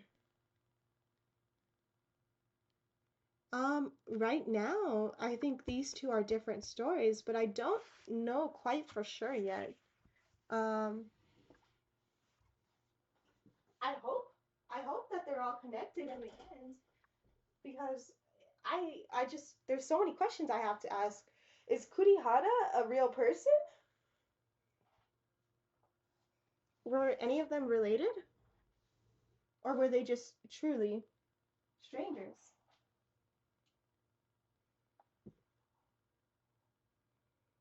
I'm awfully curious. But right now, this is a whole different setting with different characters. But if they connect in the end, we'll have to wait and see.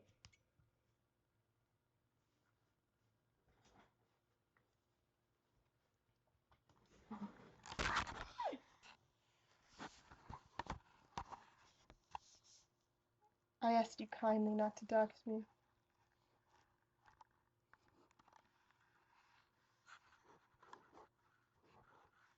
Hashtag follow to find out.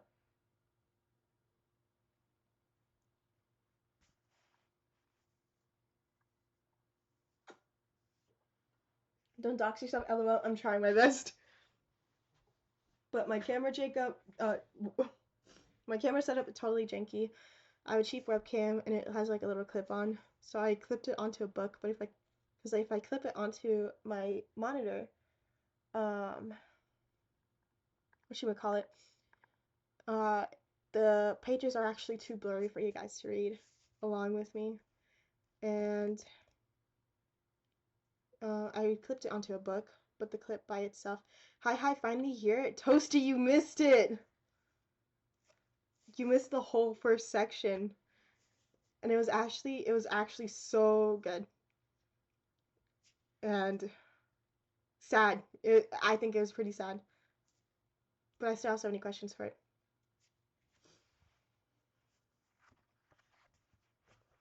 I'll give a quick recap. Uh, First story, Kurihara and Sasaki. Schoolmates, both in, what you would call it, the paranormal club. Kurihara finds this blog and recommends it to Sasaki. And it's this blog of this husband. And he posts drawings that his wife drew. Because his wife is pregnant and she starts drawing pictures again. And his last blog post was saying, I don't forgive you. This is going to be my last post. I finally found out the secret meaning behind those three pictures. And after a lot of work around, when you find the right way to align those pictures with layer composition, um, she predicted her death uh, of dying during a C-section. So I thought that was sad.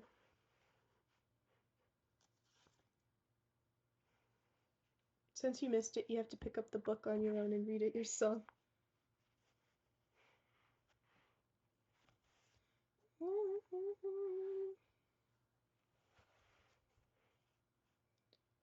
But we're starting the second section, which has Naomi and her son so far. The smudged room.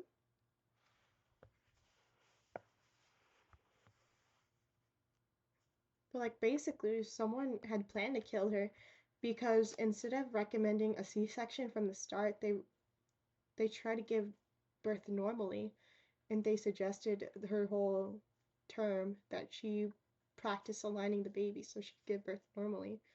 And the process of trying to give birth normally is what had killed her. So the mother must have done something to make someone at the hospital resent her. And they were also hiding the fact that they had a third roommate, and we still don't know much about it. I have so many questions, but none of them got resolved. And now we're on the second story about a mother and son. Children are filled with infinite curiosity. Drawing on things is an important means of self-expression. It is silly to scold them for it. She had read that in a child-rearing article once. The author was clearly a homeowner. I wonder if they'd say the same thing if they were a renter, Naomi had muttered bitterly to herself. When she saw that the meat had browned, she took a block of tofu and cut it into cubes in her hand. Those too went in. A great sizzling came from the pan. She opened the box of mapo tofu mix, took out a packet of mild paste, and added it as well. Naomi liked spicy food. When she was younger, she hadn't even considered food without spice being worthy of human consumption. But becoming a mother had opened her eyes to the pleasures of milder, sweeter sauces. Just as the mapo tofu had started bubbling in earnest, the rice maker played its song, indicating the rice was ready.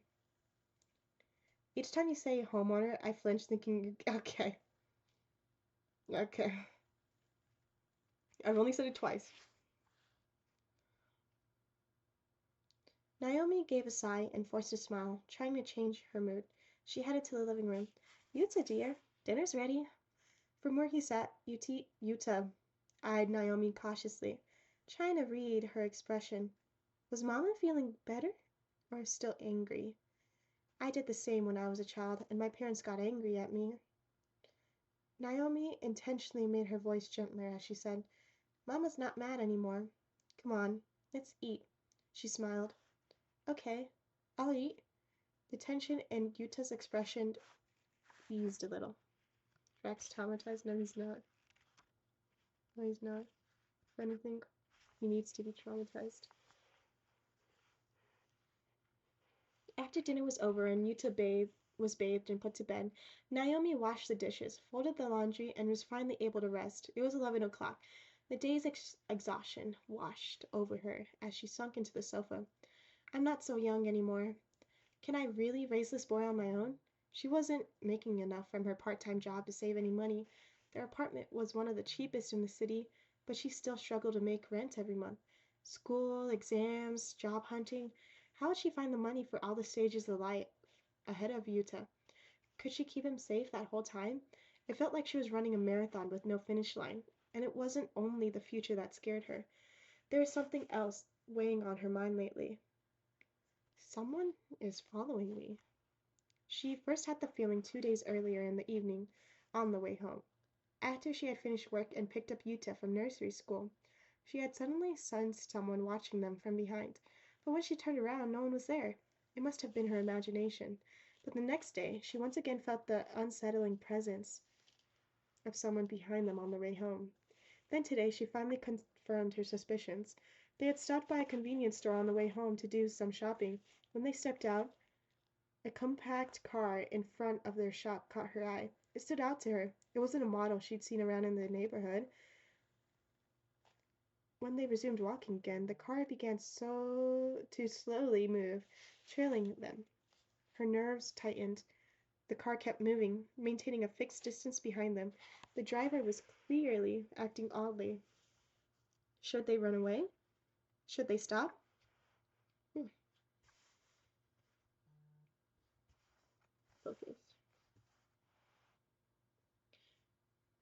turn around. Every option she considered had its dangers, so instead she just gripped Yuta's hand tightly and kept walking. Soon, their apartment came into view. Come on, Yuta, let's hurry. Naomi pulled Yuta by the hand and quickened her pace. They burst into the building's entrance, and just after they had, the car sped up and drove past. It confirmed her worst fears. Oh, if only Haruto was still here, Naomi muttered to herself, staring at the family Buddhist altar in one corner of the room. It was a vain wish, but one she couldn't help making every evening. Yuta's father, Haruto, smiled from the framed picture on the altar. Naomi slowly lifted herself from the sofa. She took the small bowl of mapo tofu from its place of the offering on the altar, covered it in plastic wrap, and put it away in the fridge. That would be her breakfast. She went back to the living room, offered a brief prayer before the picture, then finally headed for bed. Yuta was deeply asleep in his own futon, laid out beside hers. He was probably exhausted from all his crying. Yuta was looking more and more like Haruto lately. She wanted him to grow up like Haruto had, as well. With that prayer in her heart, she slipped into her futon. Listen, I shop here all the time, all right? So, if you can't offer me any better customer service than that, maybe I'll just take my business elsewhere. Do you hear me? The old woman had been spouting similar threats for a good 5 minutes. She appeared dissatisfied with the way Naomi had bagged her groceries and was harang haranguing her about it. I've never seen that word before. I think you need to go back and learn how to treat customers again from the start. Let me see your name tag. Kono, is it? I'll make sure to let your boss know about this. Oh, you have just put me in the worst mood. After spitting out that final complaint, she walked away, still emanating rage. Naomi saw her off, standing in a deep bow. She sneaked a glance at the clock on the register. It was already past 6 when she should have clocked out. She punched her time card, quickly changed out of her uniform, and rushed out of the shop. Yuta's nursery school would neatly near I I got lost. Look after the children until 7 in the evening, but even so, nearly all the children were picked up soon after 6. Anyone staying later ended up waiting for their parents alone with the teacher. Naomi had seen that lonely sight more times than she had cared to. She desperately wanted to spare Yuta any more loneliness, son of a single parent as he was. That thought drove Naomi as she ran through the streets. She arrived just before 6:15. When she stepped through the nursery gate, a high-pitched voice exclaimed, "Oh, it's Yuta's mama!" A girl in braids and a large bearded man came walking towards the gate. It was a classmate of Yuta's. Miyu Yonezawa, and her father. Miyu was a particularly good friend of Yuta's. Naomi crouched a little and said, "Hello, Miyu," with a smile. She then straightened up to greet the girl's father. Good evening, Mr. Yonezawa. And a good evening to you, Miss Kono. Another hard day for both of us, I suppose. Yes, same as always. Of course. Next month we're planning a little barbecue at the house. We'd love to have you and Yuta over to play. We'll have more beef than we can eat. The best Yonezawa beef, Pardon? Oh, just a little joke. You know how there's a beef called Yonezawa, and since our last name is Yonezawa, well, anyways, any beef we buy becomes Yonezawa beef. Just a little joke. Daddy, you're bombing, Miui chimed unhappily. Her perfect timing sent Naomi into peals of laughter. There I go again. Mew, you're such a harsh critic. Daddy Yonezawa smiled, if a little embarrassedly, then walked over, happily, hand in hand with his daughter. Naomi stared after them. Her heart warmed. Mrs. Yonezawa was currently in the hospital with cancer. At the end of the month, though, she would be returning home from hospice care. Yes, dad jokes, my favorite. Yeah. Every family had a cross to bear, it seemed. Even in difficult times, everyone is staying so positive. I have to try hard, too. Naomi felt buoy, buoyed, buoyed somehow. Inside, Yuta and his group's teacher, Miho Haruoka, were working on a jigsaw puzzle together. Naomi saw that, once again, he was the last child to be picked up. "Yuta, I'm sorry I'm late," she said. Yuta glanced up, then looked back down at the puzzle. "Wait a minute, Mama. I'm not done with the puzzle." This curt tone didn't suit his child's voice. He had stopped running to her with a glad "Mama" when he was around 4.5. It seemed he had already decided it was uncool to appear too clingy to his mama in public. It was a little sad for Naomi, but perhaps it was better that way for boys. Miss Haruoka chided Yuta as he stared at the puzzle, then said, "Yuta, there's something I want to talk to Mama about. Can you wait here alone for a minute?" Naomi's heart skipped a beat. Had something happened? Yuta looked displeased, but Miss Haruoka faked, saying, "Show me the finished puzzle when I get it back. When I get back, all right? I'm looking forward to it." It must have worked because Yuta nodded and attacked the puzzle with newfound determination. Miss Haruoka guided Naomi to the staff room. "I'm sorry to bother you when I know you must be tired. Please have a seat," she said. "Thank you." Naomi sat into a folding chair as Miss Haruoka brought another one forward and sat next to her. "Has anything changed recently with Yuta at home?" "Changed? What do you mean?" "For example, has he started watching any scary TV programs or anything?" "Scary TV? No, he's not watching anything like that." "Has something happened?" "Just a moment." Miss Haruoka stood and walked over to collect something from the staff table. "This afternoon we had drawing time in class. Mother's Day is coming soon, and so we decided to have the children draw pictures of their mothers as presents. So, well, it's about the picture Yuta drew." Naomi gaped at the drawing Miss Haruoka handed her. "That's the drawing? That's him and his mom in the apartment? And I'm guessing that's the apartment all smudged up. And that's his name at the bottom. Kona Yuta." The two people drawn on the right were clearly Yuta and Naomi. In the middle was the apartment building where they lived. He had done a good job recreating the number of floors and rooms, and he had even positioned the entrance correctly. It was much too small compared to the people, of course, but what caught her eye was the top of the picture. The room in the center of the top floor was covered with a large gray scribble. That was the room where he and Naomi had lived. "Miss Haruoka, did Yuta make this gray splotch himself?" Yuta loved drawing.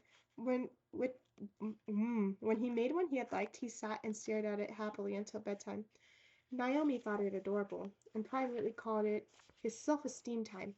For Yuta to defile his own work was unimaginable, so perhaps a child in a nearby seat had decided to play a prank on him. She didn't want to cast suspicion on Yuta's classmates, but her mind made a leap. Haruoka had anticipated this. Well, there are some children who mess with others' works during drawing or craft time. They tend not to mean anything by it, but it can hurt the target's feelings. So we teachers make it a point to keep close watch and ensure that everyone is focusing on their own work to keep things like that from happening. I can say with some confidence that today no one played any pranks with Yuta's drawing." "I see. I'm sorry to say, though, that I was not able to watch closely enough to keep track of every step of every child's drawing. I didn't notice this until the drawing was finished, so I didn't know exactly what was going on when Yuta made this gray smudge. I'm sorry about that." "There's no need to apologize. I know you have to handle a lot of children on your own. There's no way you could catch every little detail. Thank you." "But why would he have done this? Actually, I asked him earlier, and Yuta said, 'I don't want to tell.'" "He said that?" "Yuta loves drawing so much, and usually he's happy to talk for ages about his pictures. I'm a bit worried, actually, and wondering what might be going on with him today." "This building. It is where you live, right?" "Yes. And the room that's scribbled out. That's our apartment." "I thought so. That's why I was wondering if anything bad had happened at home lately." The word sent a sharp pain through Naomi's breast as she remembered the night before. "Miss Haruoka, actually last night—" Naomi told her about the previous night, when she had been so hard on Yuta about his scribbling on the walls. She had intended only to share the bare facts. But as she spoke, her emotions rose, and before she knew it, she had confessed to all the self-recrimination she had felt. She had finished Miss Let me take a sip.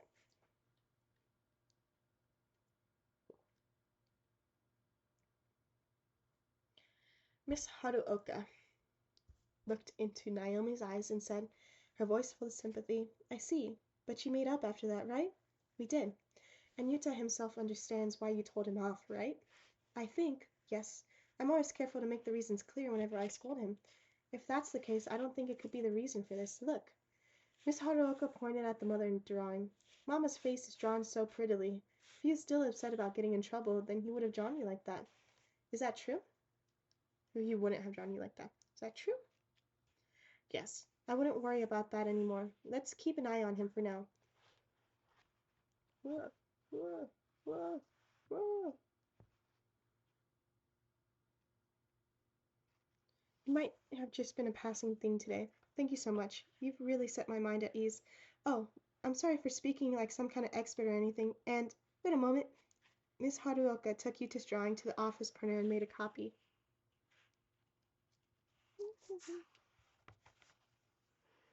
This is actually supposed to be a Mother's Day present, so we're keeping the drawings here until then. But I'm sure you'll be thinking about this one. So here's a copy to keep for now. Thank you. That's very thoughtful of you.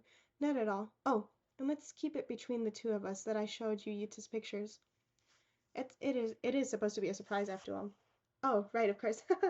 I'll practice my surprise face. Naomi stared intently at the copy in her hand. Then she noticed something. Gono Yuta, his signature. Did Yuta write this himself? He did. When did he learn to write kanji? Actually, last week we started practicing writing our own names in kanji. Since the children will be going to primary school next year, it's time they started learning. Is that so? I was surprised at how quickly Yuta remembered his. His first name is still a bit too difficult with all the strokes, but now he can write his family name in kanji from memory. Oh my. What kind of man would Yuta grow into? A kind man, but perhaps a sad one as well. The two went back to the classroom. Yuta had finished the puzzle and was showing it off proudly. Miss Haruoka and Naomi were both effusive in their praise. And soon, Yuta was beaming bashfully. Nothing at all seemed out of the ordinary. Naomi felt a little relief.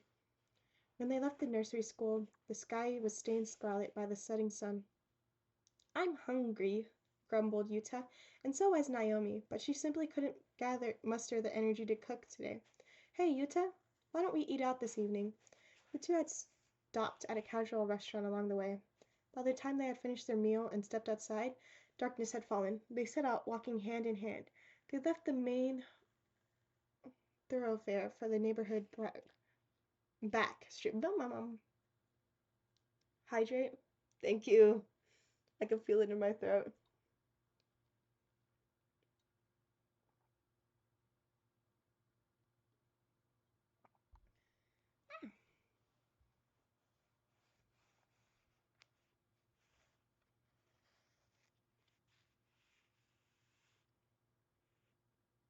They left the main thoroughfare for the neighborhood back streets, and their building came into view. Naomi's body stiffened unconsciously, and a pang of fear. She recalled the car from the day before.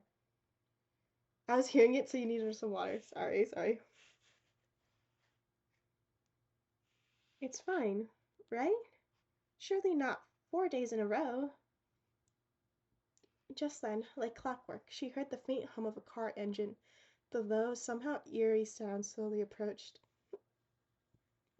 Naomi regretted not heading straight home. It was so dark out that even if something happened, no one would witness it. Mama, there's a car coming. I know. Don't turn around. Why not? Because I said so. That's why. She could hear the sound of tires on asphalt just behind her. Headlights shone over them both. Their shadows, one big and one small, fell on the ground before them. Mama, come on, Yuta. Let's run. Naomi gripped Yuta's hand and pulled him along into a trot. When they did, the car sped up. Why? Who is it? What do they want? The fear and anxiety almost reduced her to tears. She wanted to be in her room, the door locked, and now she wanted to be in a safe place. The building entry came into view. Watch your feet now, Yuta. They rushed up the steps, pushed the glass doors open, and burst into the lobby. The world grew bright.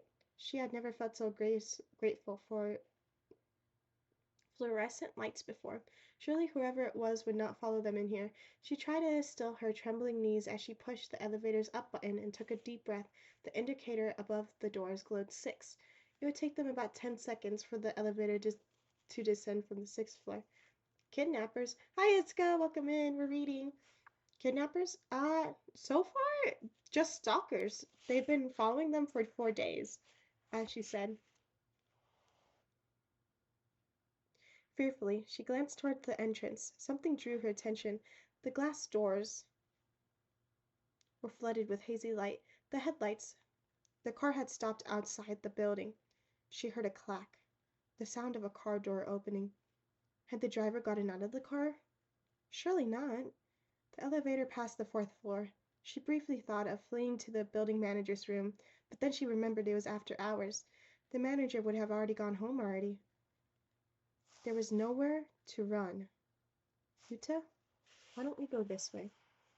She pointed to the stairwell up next to the elevator. Yuta did not look pleased. It's too far to the 6th floor, and to tell the truth, Naomi had little faith that her trembling knees could manage a dash up the stairs. She looked to the doors again. Come to think of it, it had been a while, but she hadn't heard the car door close. Perhaps the driver was just looking at them with the door open. It was a creepy thought, but it might also mean that no one would rush them. After a few seconds, the elevator doors opened. She pulled Yuta inside and stabbed the button for the 6th floor. The doors slowly started to close. Faster!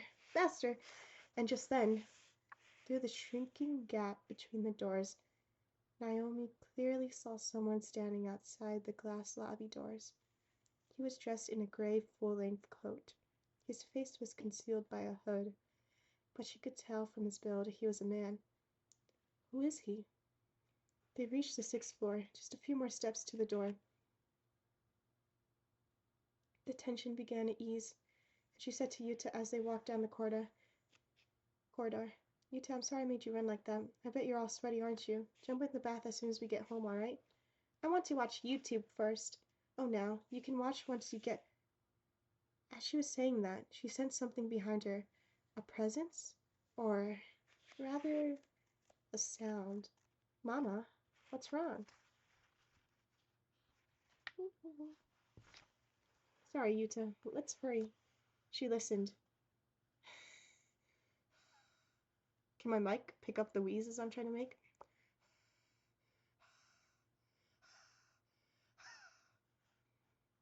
It sounded like someone was desperately trying to silence their own gasping breath. Yeah, good. Good for immersion. Instead of just saying wheeze, wheeze. It was a low, masculine sound. Her ears told her it was coming from behind the door marked stairs. He ran up the stairs. Her heart stopped in her chest. He followed us on the stairs? Once Naomi and Yuta had gotten in the elevator, had the man in the coat rushed up the stairs to head them off? But how could he have known that they lived on the 6th floor? Then Naomi remembered what Yuta had said just a moment ago. Aw, it's too far to the 6th floor. Had he heard? From outside? What should they do? Take the elevator back down on the ground floor and run outside? But if they did that, they'd have to go back towards the stairwell. No. Her whole body rebelled at the thought. And there's a little map. So they live right here. They just got out of the elevator and coming out here. And they hear breathing coming from here. Their apartment was right there. They just have to get inside. She took her key from her bag.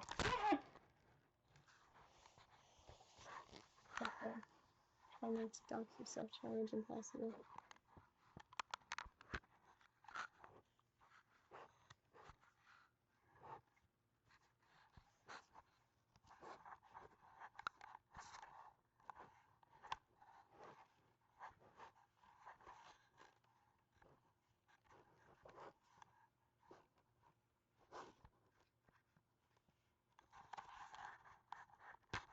Look, jump scared. Yeah. It's the kidnapper, guys. It's... Oh, no, I lost my page. Okay.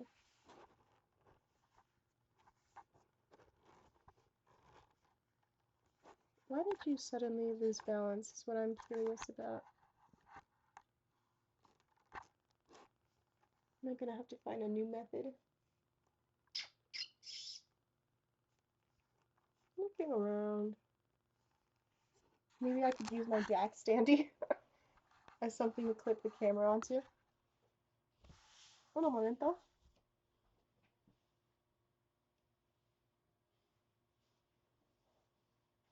Alright, jack standy, come in clutch.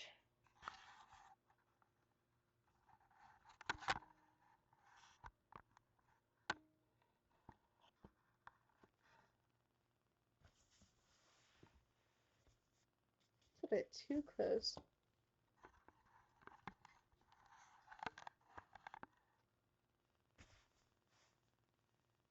Hmm.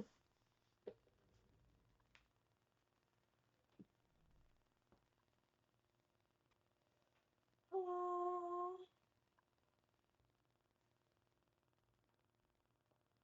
How about my tarot card holder?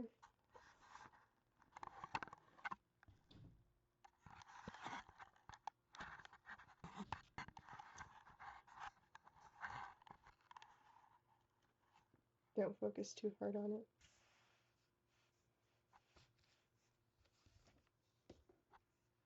Good enough, right?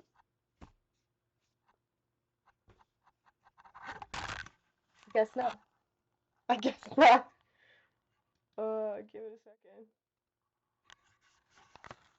I do not want to dox myself. So let me fix the camera off screen.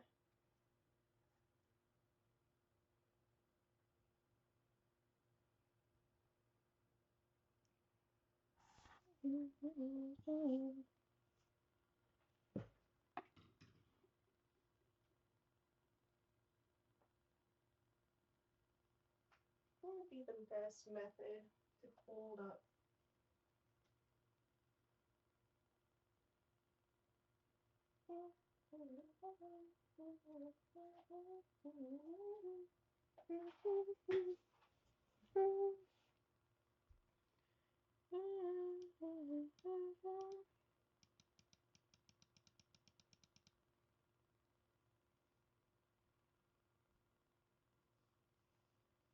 Hmm.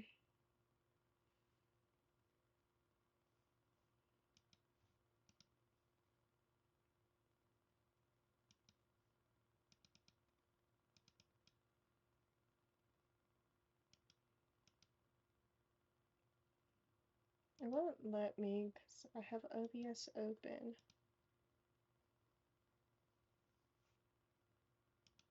But if I try this.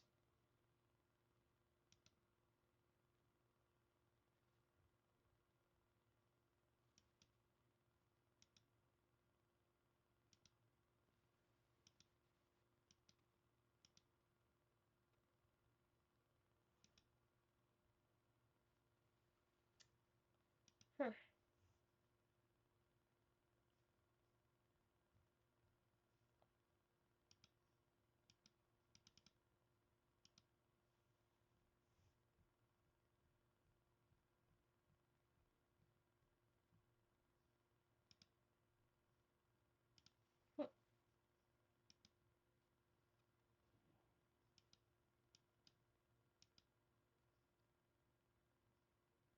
An app is using your camera.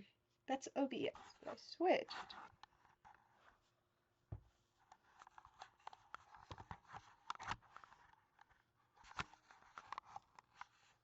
Okay.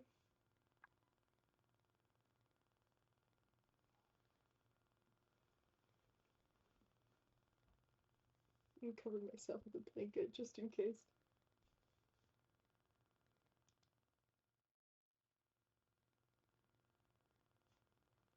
How much does this reveal? Not a lot, right?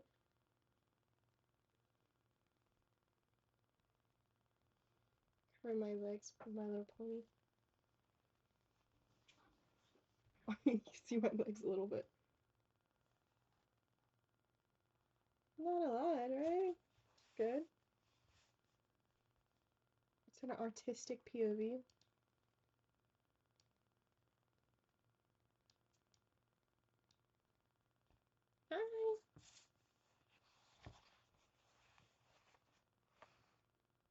I'm like reading along a bit hard.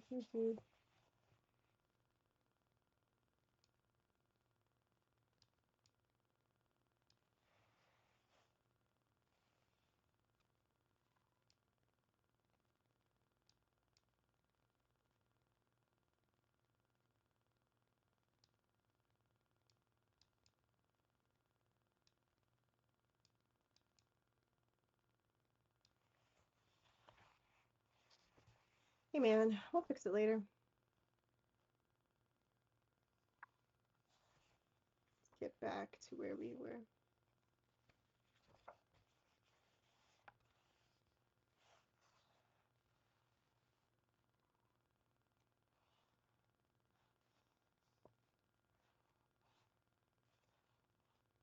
Okay.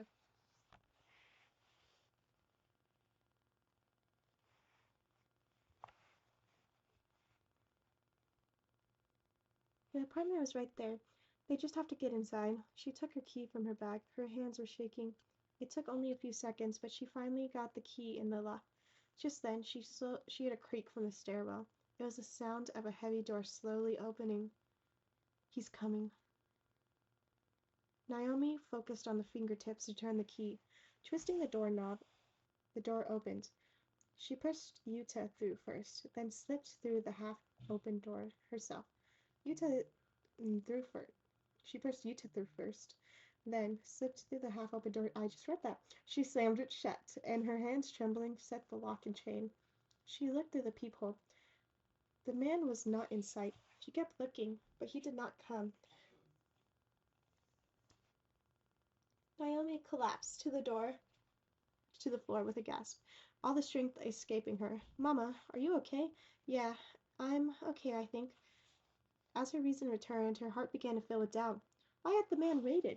There was time between their leaving the elevator and reaching the door. He could have got to them, but he had been waiting behind the door. She thought about the creak she heard. Why had he opened the door just then? Oh no. Naomi knew she made a terrible mistake. The man had seen them go inside. We showed him where we live. That night, Naomi stayed awake until nearly dawn. She sat in the living room, constantly aware of the doorway. She kept imagining a man forcing the door open with a crowbar, storming in with a knife. Should she call the police? But nothing had actually happened. She doubted they would see it as any sort of crime, and above all, Naomi had her own reasons for avoiding the police. I wonder what they are. What am I gonna do about any of it? She moaned weakly. Then her eyes fell on a piece of paper on the table. It was the copy of Yuta's picture she had gotten from Miss Haruoka. I was wondering if anything bad had happened at home lately. Could it be that Yuta had noticed the man's presence and expressed the stress of it through that picture? If that were so, then without the question, things could not go on like this. She had to do something quickly. Oh, Haruto, please watch over us. Naomi looked at Haruto's picture on the family altar with pleading eyes. From 4 in the morning, the sky began to lighten. In a couple hours, her usual busy days would begin again. I have to get some sleep. Naomi struggled to raise her leaden body and stumbled into the bedroom. She straightened Yuta's. Let me take a sip.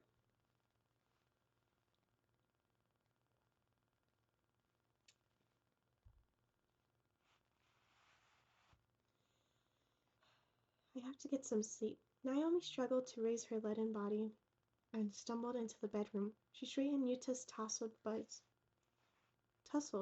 bedclothes, bedcloths, bedcloths, and collapsed into her futon beside his. She set her alarm for 6, closed her eyes, and fell into a deep sleep in seconds. She had a bad feeling from the moment her eyes opened. The light shining through the window was wrong. When she looked at the clock, it read 7:30. Oh no. She leapt from her futon. Usually, this would be about when she left the house. Yuta, wake up! We overslept! She looked at the futon next to hers and felt a chill. Yuta was gone. He must be using the toilet, right? She muttered, trying to calm herself as she headed for the bathroom. But he was not there, nor in the living room, or the kitchen, or on the balcony, or in any of the closets. He was nowhere to be found. Her heart was pounding in her chest. Surely not outside. There's no way. Going out by himself? He'd never. She slipped into her sandals and went to open the door, and then she noticed the door was unlocked. The chain was released. She looked down. Yuta's shoes were gone. She slipped into her sandals and went to open the door. Oh, fuck. Naomi's mouth gaped into a silent scream. Her voice would not come. Miho Haruoka. Yes. Yes. Of course. Is that exactly the next page? Okay. So now we're in Miho Haruoka's point of view. Yes, yes, of course. All of us here will do whatever we can to help. Call us anytime. I just hope he's all right. No, it's fine. Of course. All right. Bye. Miho Haruoka replaced the telephone handset. Has something happened, Miss Haruoka? Miss Isozaki, a veteran at the nursery school, asked from beside her. Well, just a few minutes earlier, Miss Haruoka had come to work as usual and started on her morning routine when the telephone rang. It was Naomi Kono, Yuta's mother. This is Naomi Kono. I'm so sorry to bother you when you must be busy. Is Yuta Kono there? She could tell over the phone that Naomi was in a state of panic. Miss Haruoka fell back on her pre-K training. Miss Kono, are you all right? First try to calm down. Breathe. Deeply. Inhale. Exhale. Inhale. Exhale. Can you tell me what has happened? Naomi remained upset, but was able to explain her discovery that Yuta was gone. That is worrisome. It doesn't look like Yuta has arrived yet. I thought, oh, where could he have gone? Have you contacted the police? Police. Naomi's voice fell for some reason. No, I'll do that now. I suppose this means he'll be taking the day off from nursery. I'll let you know as soon as I find him. I'm sorry to worry you, Naomi said in a rush as she hung up. Oh dear, that is a worry. Let me know if anything happens. I'd best be getting on. Miss Isozaki listened to Miss Haruoka's story to the end, then rushed out with a few curt words. Someone else might have found her reaction a bit cold, but Miss Haruoka knew it was anything but. Miss Isozaki was in charge of the infant class with children under 2 years old. Even a few seconds of inattention could endanger a child's life. She hadn't had time to spend worrying about another class's child. Miss Haruoka sat alone in the staff room thinking about Yuta. He had been with them for over 2 years. Although she only watched over any child for a few years, she still ended up caring for them, as if they were her own. What she really wanted was to run out and search for Yuta herself, but soon the other children would be arriving. She had to maintain a professional demeanor. She had to focus. Miss Haruoka stood up and headed for her classroom. The upper class that Miss Haruoka currently had 22 children. With Yuta absent, there were still 21 others to watch. They were all over 5 years old, meaning that they were much less trouble than Miss Isozaki's infant class. That also meant that their senses of self were that much stronger, making them every bit as capable of sneakiness and guile as any adult. She couldn't simply be nice, Miss Haruoka. She needed to be able to switch between the calm of Buddha and the frightfulness of an ogre as skillfully as pecking opera performers changing masks. All right, everyone. Talking time is over. It's time to take the register. Answer nice and loud when I call your name. A few rambunctious boys pointedly ignored Miss Haruoka and kept on roughhousing. Time for ogre mask. But just as the thought appeared in her mind, a shout cut through the boys' voices. Hey, Miss Haruoka, why isn't Yuta here? It was Miu Yonezawa. Miu sat next to Yuta and always watched out for him. Yuta himself often seemed a bit put out by her attention, but they got along well most of the time. Oh, well, Yuta?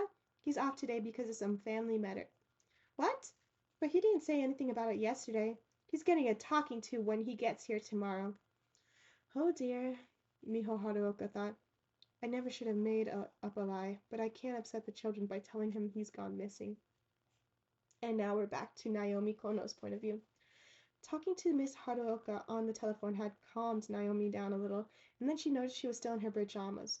She rushed to get changed, then headed for the building manager's office on the ground floor. The fat 50-something manager sat typing sleepily at a computer.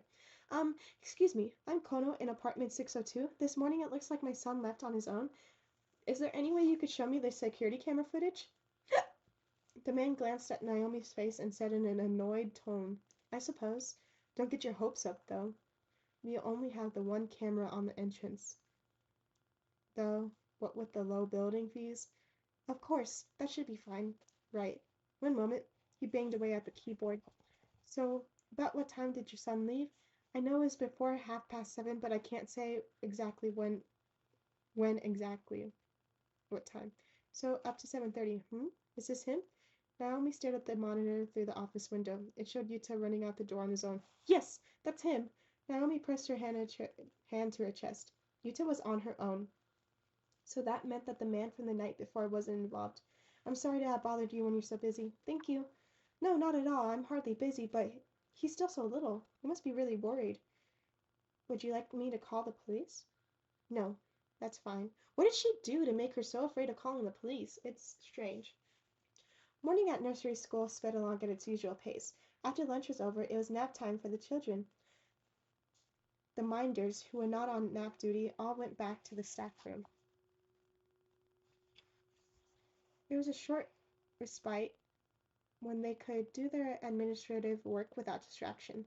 Miss Haruoka sat at her desk and sorted her paperwork, but she struggled to concentrate. She couldn't stop thinking about Yuta.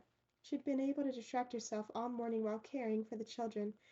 There hadn't been any word from Naomi since that one telephone call. She must not have found him yet. Miss Haruoka suddenly recalled the picture from the other day. She took Yuta's drawing out of the file and stared at it. The apartment that had been scribbled out with gray. This picture and the morning's disappearance. Could they be connected? He scribbled out his own home. What could be the psychology behind that? Miss Haruoka thought back to her time studying to become a pre-K teacher. A special lecturer had once come for a guest lecture in her developmental psychology class. The topic had been pictures. The older woman stressed the importance of pictures in understanding the minds of children.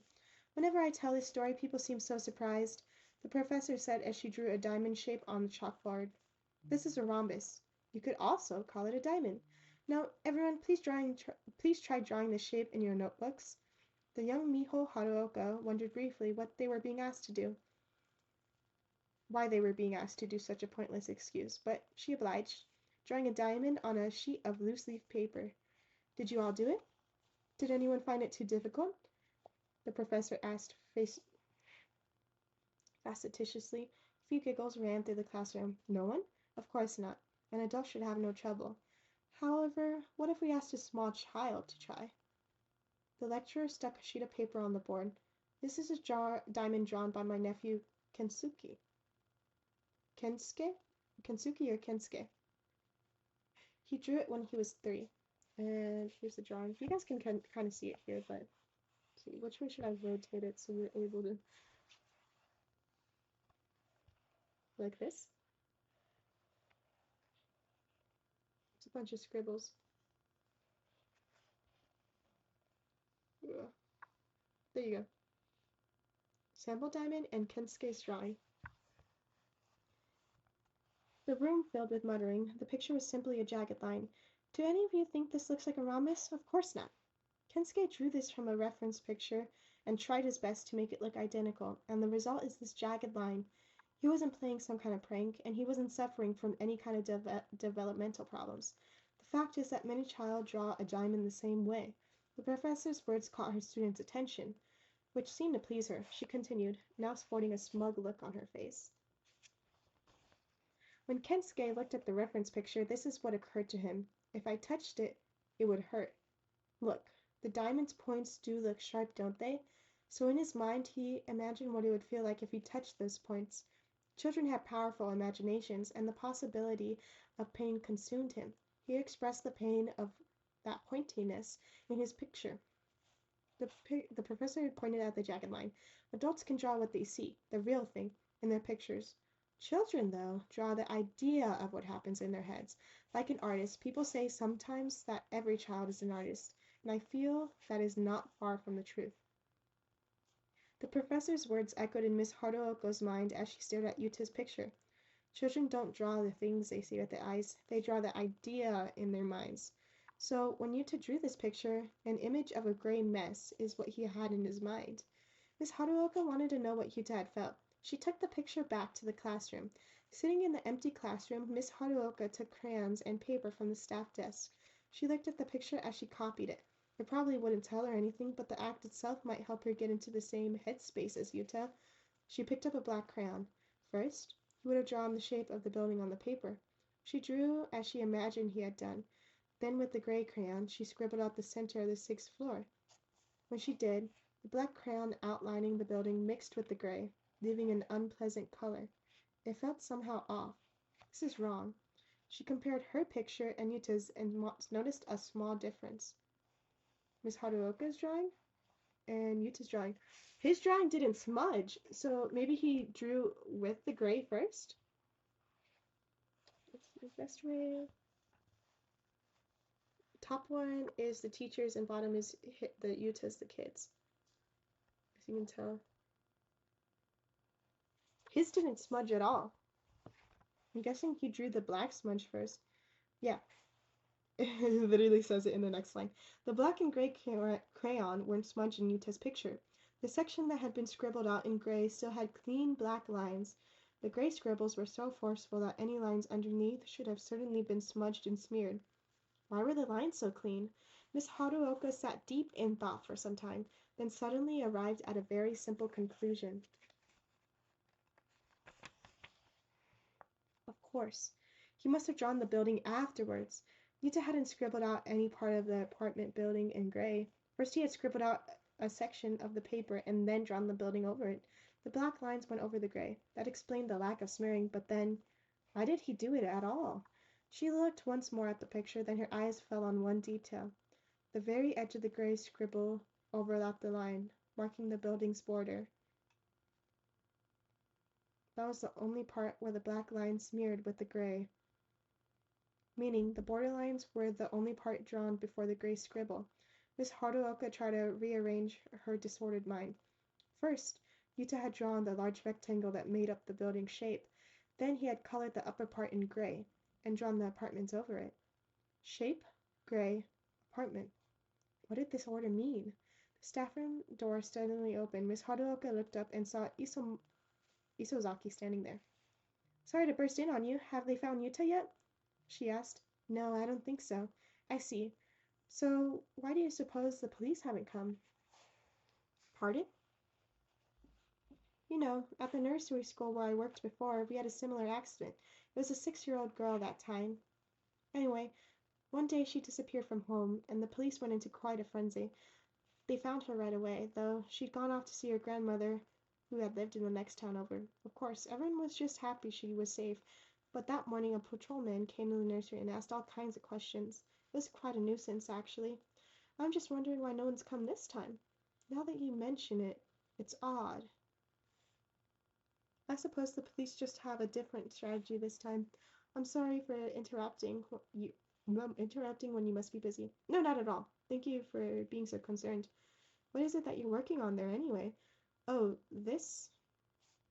Miss Haruoka told Miss Isozaki what she had been thinking about. I was just wondering what Yuta was feeling when he scribbled this part out. What do you think, Miss Isozaki? I see. I think he might have been correcting something. Correcting? How? Well, you can't erase crayons like pencil, right? So that's why you see a lot of lots of children scribble things out when they make mistakes on a drawing. Right. Oh, sorry, I have to go. Let me know if you find out anything. Miss Isozaki ran off down the corridor. Miss Haruoka, left alone in the staff room, sat in silence. Why hadn't she thought of that before? Perhaps she had been too caught up in the bizarre idea of Yuta scribbling out his own home. Scribbling out a mistake. That was a real possibility. Her eyes fell on her crayon box. What color did children use when they tried to erase a drawing mistake. She didn't even have to think about it. White. So did he draw a big black circle and then try to... So laugh. There was something her adult sensibilities could grasp. Just like she could use whiteout to cover up a mistake in a pen and document, a child would use white to scribble out a drawing mistake, but unlike whiteout, scribbling over something in crayon would mix the colors. Meaning Yuta had not used a gray crayon. He had tried to erase a drawing done in black crayon using white. The result was that the two colors had mixed and made this gray splotch. Miss Haruoka hurried to the children's lockers at the back of the room. She opened Yuta's and took out his box of crayons. She opened it and checked his white crayon. The tip was blunted and smeared with gray. She had been right. It had got discolored when he scribbled out the black picture. Miss Haruoka thought back over what she knew. First, Yuta drew the outline of the building. Then he drew something with black crayon. Then, deciding that was a mistake, he scribbled it out with white. The white and black smeared together to make gray. Then he drew the apartments over that and finished the building. So then, what had he scribbled out? If she learned that, she could find out the truth of this picture. If only I'd been watching him more attentively. But as she voiced this, it dawned on her. Someone had been! His seat neighbor! There is someone in this nursery school who does watch Yuta closely, all the time. Miss Haruoka headed to the nap room to find her. Thank you for the hydrate. Are you guys enjoying the book? I am. I'm almost done with this whole jug of water.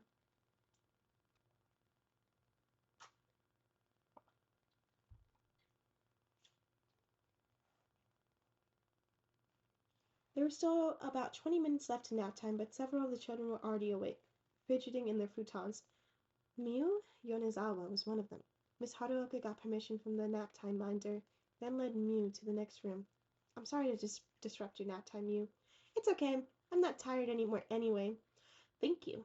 Listen, do you happen to remember what everyone drew yesterday?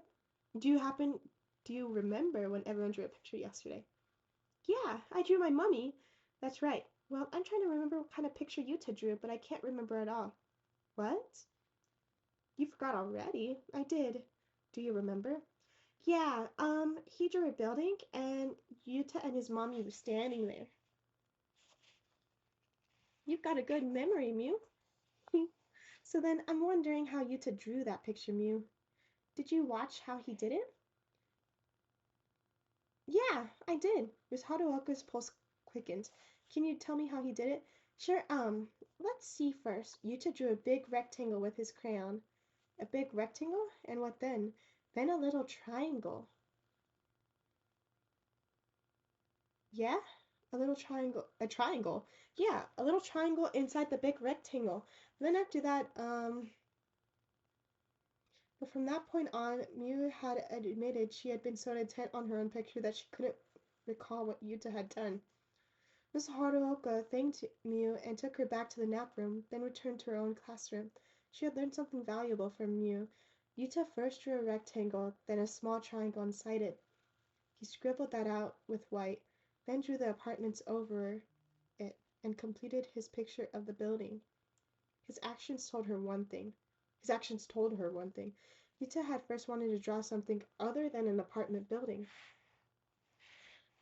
A drawing with a small triangle instead of a large triangle. If he had continued, he would have done a completely different picture. But along the way, he decided to draw something else. Sitting in front of his incomplete drawing, he must have suddenly thought, if I draw rooms on this, it'll look like an apartment building. It was like writing the wrong letter, then writing over it to try to make it look like the right one. So why had Yuta done that? In Miss Haruoka's class, she had a policy of handing out new paper whenever someone made a mistake. Yuta himself had come asking for refills plenty of times before. So then, why did he redraw his picture yesterday? There was only one reason she could think of. He wanted to hide it. Whatever his original drawing was going to be, he decided to hide it. He didn't want Miss Haruoka to know he had tried to draw something else. What could he have been drawing that he didn't want Miss Haruoka to know about? Miss Haruoka decided to rethink from the bottom up.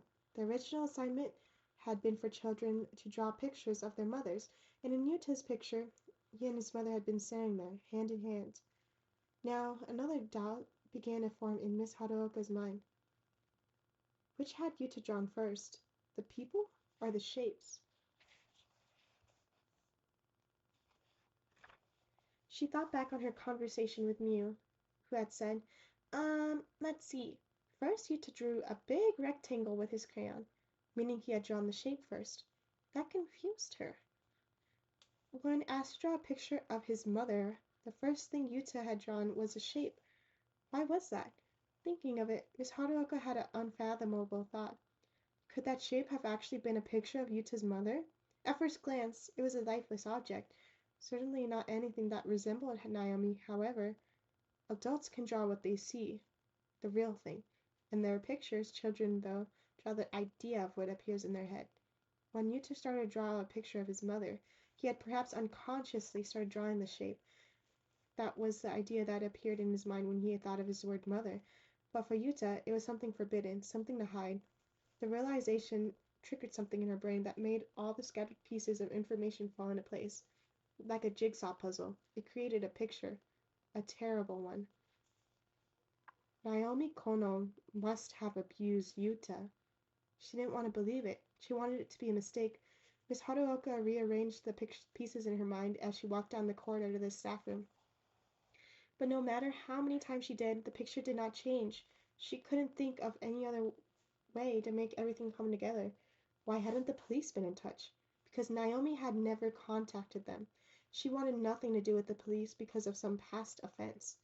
Why had Yuta suddenly left the house without a word? Because he wanted to escape from Naomi, didn't he? And above all, there was his drawing. The shapes had reminded Miss Haruoka of something. A rectangle with a triangular hole, like you would see in a stencil ruler. Just 2 days ago, Yuta had used his ruler to scribble on the walls, and Naomi had scolded him for it. And then yesterday afternoon, she had asked the children to draw a picture of their mother. Yuta had tried to imagine Naomi's smile, her kind voice, her comforting smell, but what had actually appeared in his mind was the stencil ruler. The memory of that scolding must have settled into Yuta like a deep trauma. But could a simple telling off truly cause such emotional distress? At that thought, the image of Naomi from the other day rose unbidden in Miss Haruoka's mind, her weeping face filled with guilt. You might almost have thought that she was paying penance for something. Miss Haruoka had never seen a parent so filled with regret over disciplining their child. If the parents of small children cried every time they had to be strict, they'd weep themselves dry on a daily basis. Clearly, she had gone beyond a simple scolding, and yet it was hard to believe that the doting Naomi would ever be capable of punching or kicking Yuta. Perhaps it fell more along the lines of a strong spanking. The first hint of violence from his mamma, whom he had trusted so deeply, could well have gnawed at Yuta and caused him to associate pain with the image of the ruler. But even if her theory was correct, Miss Haruoka had no desire to accuse Naomi of anything. Holding down a job and being a single mother was no mean feat. Every day was like a struggle. Exhaustion, worry, loneliness. They had all piled up and culminated in a raised hand. It could happen to anyone. But the problem was, Naomi wouldn't contact the police because she was afraid it would come out. And in the meantime, Yuta was in danger. He could have an accident or be abducted. Miss Haruoka wanted to talk to Naomi, to tell her that it would be all right, that no one would blame her. She should talk to the police and find Yuta as quickly as possible. As soon as she got to the staff room, Miss Haruoka dialed Naomi's number. And back to Naomi Kono's point of view. "Never call this number again! I never want to hear your voice as long as I live!" Naomi screamed into her phone, forgetting where she was. Standing on a residential street, it felt like all the strength in her body focused through her finger as she stabbed the end the call button. She wanted to throw her phone to the ground and shatter it. Naomi had been combing through the neighborhood since morning looking for Yuta. She had gone door to door asking after him, and then had the call from Yuta's nursery, from his teacher, Miss Haruoka. And Miss Haruoka had said things that Naomi could never forgive. That piece of garbage! Accusing me of abusing Yuta? It was unbearable to think someone she had trusted now considered her a child abuser. I could never! It's unthinkable! I've never raised my hand to Yuta, not once since the day he was born. When I was little, of course, it was normal for parents to hit their children. My own mother did it, and that's exactly why when I became a mother, I swore I would never do the same. I'm not a perfect parent, I know that, but I would never hurt Yuta. I'm certain of that. I swear to God. Unnoticed, tears spilled from her eyes. She felt as if every existence had been denied. But ironically, thanks to Miss Haruoka, she now knew where Yuta had gone. A triangle inside of a rectangle. That wasn't a stencil ruler. It must have been. She opened the contacts app on her phone. She scrolled down and down, searching for a number she hadn't used in years. For the place Yuta must be right now. She heard the ringing on the other end, and then a man answered, his voice tired. Thank you for calling. This is Sakura Memorial Garden. Her father's grave? His father's grave. I'm sorry to bother you, but I have a question. Is there perhaps a young boy visiting right now? Oh, are you looking for Yuta by chance? Yes, that's right. Oh, thank goodness. Please don't worry. He's here with me right now. As the morning's tension finally flooded from her body, Naomi lost the strength to stand. She slumped to her knees on the spot. Thank you. I'll be right over. Sakura Memorial Garden was a cemetery some 10 minutes' walk from Naomi's building. Despite its close proximity, Naomi had not visited in years. Indeed, she had gone to the trouble of avoiding even passing through its neighborhood. It did not bring happy memories. She stepped into the small office near the park entrance and spoke to the older man sitting at the reception desk. Excuse me, I'm Naomi Kono. We spoke on the phone? You think they'd call the police when a random toddler comes up alone? Yeah, but she might also have a close relationship with them. Well, no, she can't, right? Because she hasn't visited in a while? I don't know. That is strange. I'm so sorry. Excuse me, I'm Naomi Kono. We spoke on the phone? The man smiled widely when he saw Naomi. Hello, we've been expecting you. I'm so sorry for all this trouble. Not at all. It was nothing. Yuta's waiting in the back. Come right this way. As they walked, the man told her what had happened. I guess it was about an hour ago.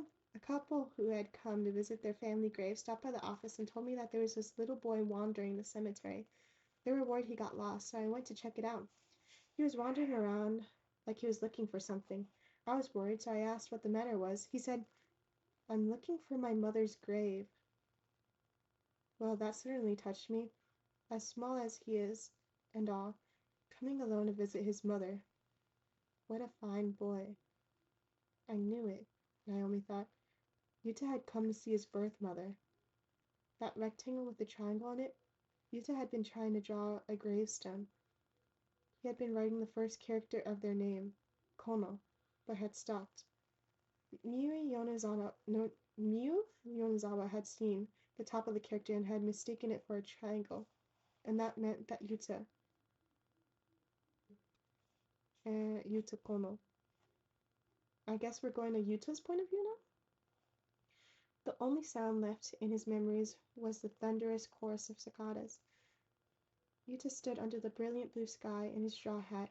His father Haruto was saying something in his kind voice, but Yuta could not remember his words. But he remembered that they were standing in front of a big rock. It was a rectangle. There were 6 symbols carved into it. He didn't learn the word gravestone until much later, when he was 4. His teacher at nursery was reading a picture book, and a picture of one came up, a rectangular stone. Yuta knew as soon as he saw it. That day he and his father had seen a grave, and the teacher had told them, a person who has passed away is sleeping under this stone. Yuta had thought, who is sleeping under that rock we saw? And then, just the other day, Yuta had figured it out. Miss Haruoka had said, everyone remember when you all joined the upper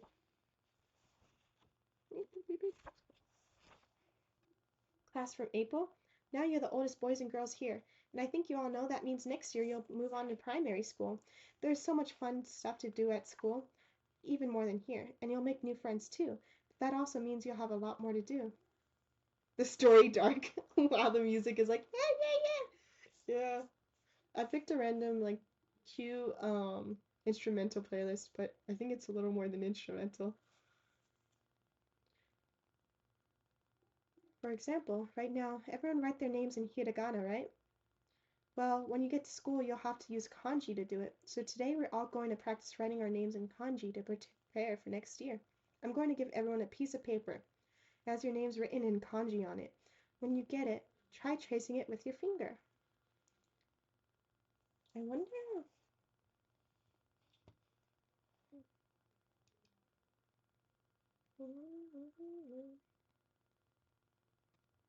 Is this song really in this playlist? I don't think so. Is it? Strange. The piece of paper she gave to Yuta had the kanji Kona Yuta written on it. It was the first time he had seen his own name in kanji before, or it should have been Kono. He felt like he knew those symbols. Then, as if from far away, a memory seemed to rise in his brain. The painfully loud buzz of cicadas, the bright sunlight, his father standing next to him. He is pointing at a gravestone. There are 6 symbols carved in it. They are kanji, and the first 2 are kono, his name. He could hear his father's voice now, his quiet, kind voice. This is where your mummy is resting. She died when you were born, Yuta. What? But Mama is alive. That's right. That's your mama, but you also had a mummy. Mama and mummy. Yuta started to understand vaguely that he somehow had 2 mothers. Mama is the kind, fun, and sometimes scary woman that takes care of me. The mama that I love more than anyone in the world. He knew that Mama was also named Naomi. And here's Mummy, but who is she? He didn't know her face, or her name, but he did know that she must be a very important person for him and for his father. His father patted him on his hatted head and said, But listen, Yuta, don't talk about Mummy in front of your mama, all right? Can you promise me that? Okay, thank you. If you want to know anything about your mummy, then ask me anytime. I'll tell you anything, I promise. But he had died before he could keep that promise. And that is why the only memory Yuta had of his mommy was that day.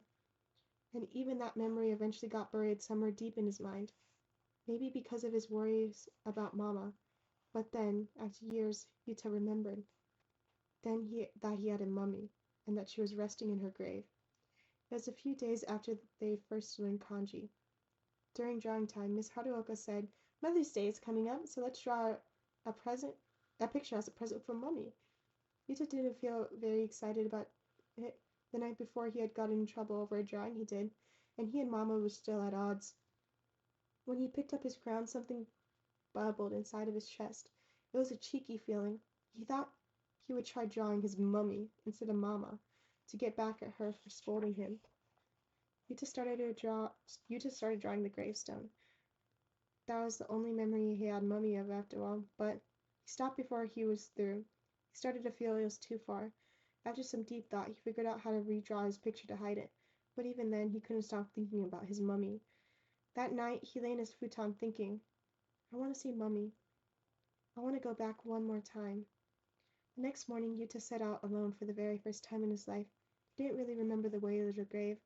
He just walked the path that he foggily recalled taking with his father. The fact he made it without getting lost, without asking anyone for help, and in only a few dozen minutes could almost be called a miracle. Yuta didn't know that word, but he did feel that something had guided him. When he arrived, the gate of the cemetery was closed. He decided to wait at a nearby park until it had opened. He was aware that he was doing something wrong, so he hid inside the playground tunnel so no one would see him. He spent the longest, most anxious hours of his life, and then 10 came around, and when he saw that the gate was open, he ran through at full speed, holding his pounding chest. He searched for the grave, but the cemetery was larger than he had thought, and the layout was more complicated, so he struggled to find it. He walked in circles for a long time. His feet were tired.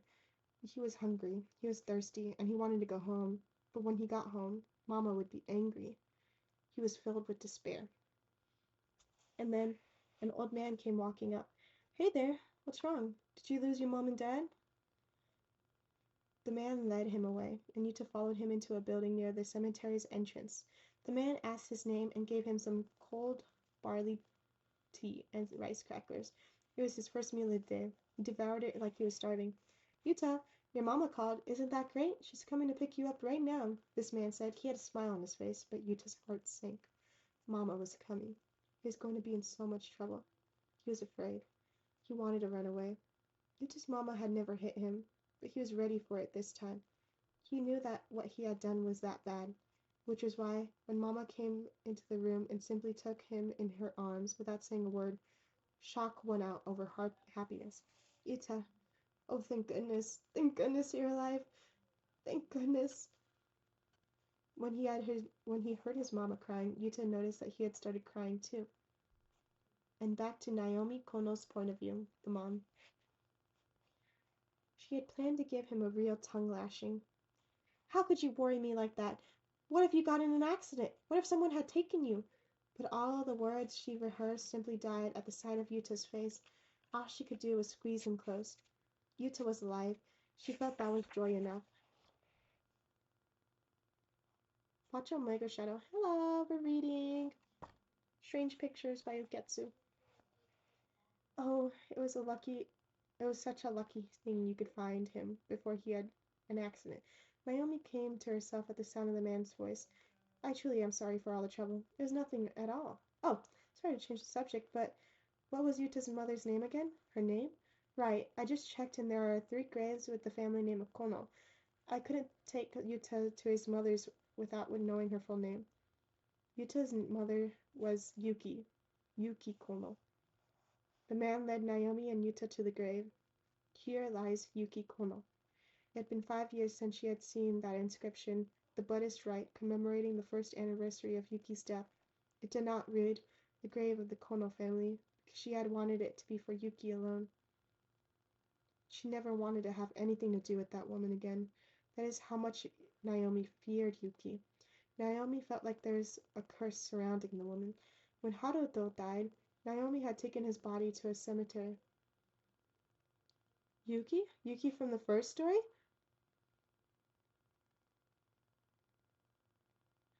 Well, they used a place name for Yuki. He said, let me just call her Yuki.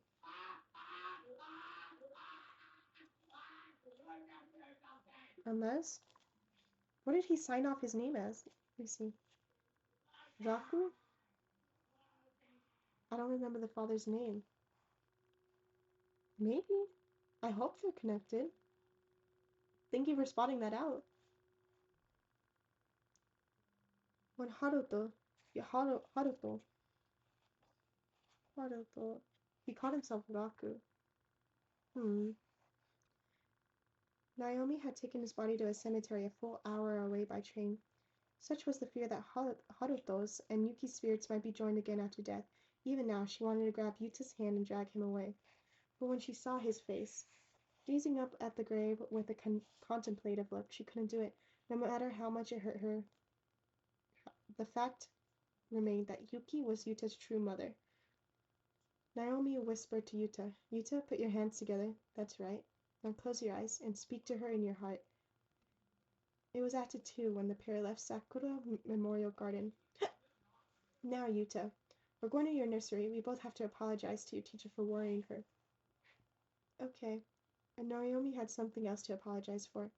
She had let her feelings get the best of her and blown up at Miss Haruoka, but reflecting on it now, the teacher was really only concerned for Yuta's welfare, and she would be looking after him in the future.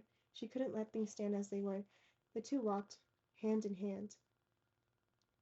And back to the teacher's point of view, Miho Haruoka. I deeply apologize for all the trouble we've caused, Naomi said as she bowed over and over, standing there in the staff room. Miss Haruoka reassured Naomi that she too had felt miserable since their earlier phone call. No, I never should have led to such conclusions. Please accept my apologies. Oh, please don't. If I had been fulfilling my responsibilities. Come now, Yuta. Apologize to Miss Haruoka. I'm sorry, Miss Haruoka. Yuta gave a little bow of his head. It's all right, Yuta, but you know you shouldn't have gone out on your own without Mama's permission. She had intended on being firm with him, but couldn't keep her voice from trembling. Naomi and Yuta both looked exhausted, so they went straight home. Miss Haruoka saw them off at the gate. See you tomorrow then, Yuta. Bye-bye. Bye-bye, Miss Haruoka. Miss Haruoka watched them walk off, hand in hand, with a light heart. Those two, at least, were so close that abuse was simply out of the question. I still have a lot to learn, she muttered to herself. On the way to her classroom, Miss Isozaki called out to her in the corner. Miss Haruoka, I heard they found Yuta. Thank goodness. They did. Sorry for all the worry today. Not at all, and I'm sorry for not doing a single thing to help. So, have they left already? Yuta and his grandmother?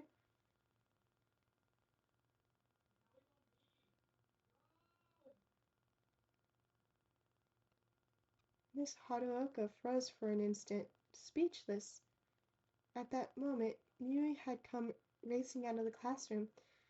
She must have been eavesdropping because she immediately corrected Miss Isozaki. Miss Isozaki, that's wrong.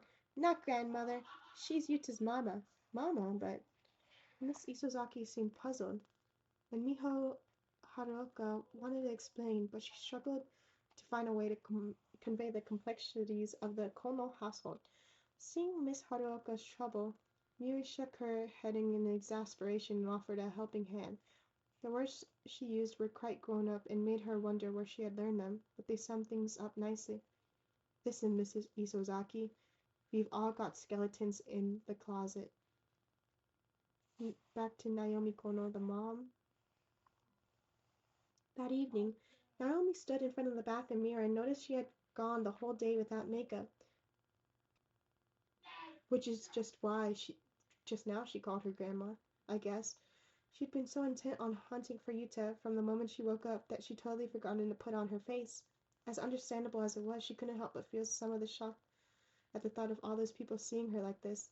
Naomi was aware that she looked much older than other women her age, like an old woman, far older than her 64 years.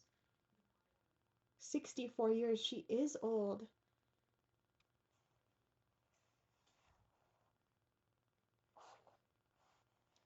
Naomi peeked into the bedroom to find Yuta sound asleep. He must have been so tired. Naomi certainly was. She went back to the living room and sat on the sofa. It had been a long day. She glanced over at the Buddhist altar, looking at the picture of her smiling son standing there. She whispered, Haruto, we went to that woman's grave again today. Yuki. A name she never wanted to hear again. Haruto's life, Naomi's daughter-in-law. So she's the grandma. So she could have totally been the midwife. From She took out her phone and opened a web browser. She looked at the blog that Haruto had kept before his death. It's dangerous to post personal information on the web. Haruto had listened to Naomi and used a pseudonym instead of his real name. He'd used Raku, and when she asked why, he suddenly grown bashful.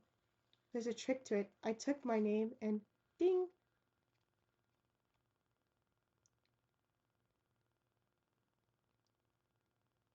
Yuki Raku. Haruko. Hmm.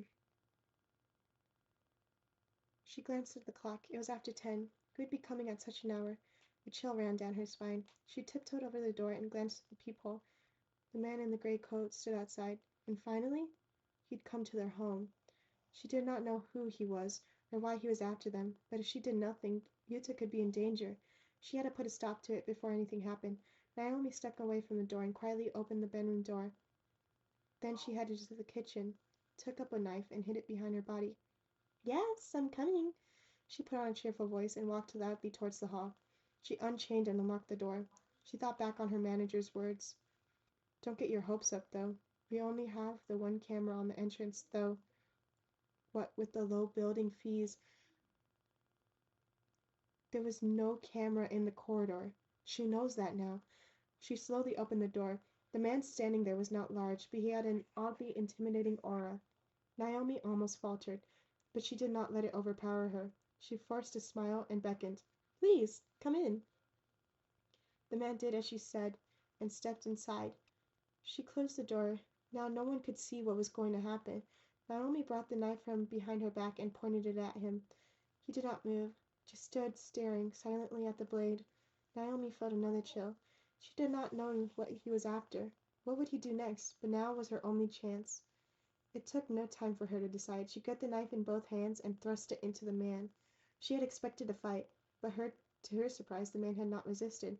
He fell to the floor, one hand pressed to his belly to staunch the flow of blood from the stab wound. His hood fell away, revealing his face. It was the wrinkled face of an old man. Naomi seemed to recognize it somewhere, but she could not remember where. Okay, okay, this is crazy. This is crazy. I'm happy that they both connect, but this is insane! So she was the third roommate to the couple in the previous story. She could have been the one that killed Yuki. And where's the father? Chapter 3. This is the last chapter. Should we finish it? Should we finish it? How long have we been streaming? Almost 3 hours. I think we should finish it. It's the last chapter. Chapter 3, the art teacher's final drawing. And this is the drawing. It looks really complicated. Maybe a bunch of hills with like untethered fences. I think we should finish it. I think we should finish it because I kind of gotta know what happens. Yoshiharu Miura. Yoshiharu Miura. Drink and stretch. You've been sitting for a while. Okay, fine. Alright. Wait, you didn't even redeem a stretch. I'll do it anyway.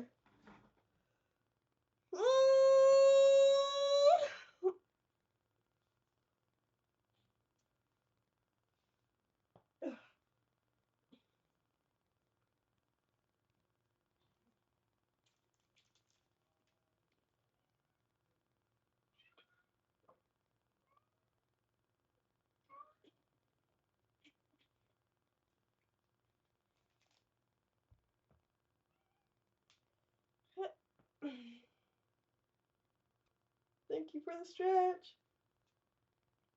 And it's the final stretch of the book. Do you see what I did there? Stretch. Final stretch of the book. Hee hee ha ha. Hee hee ha ha. Alright. I'm ready.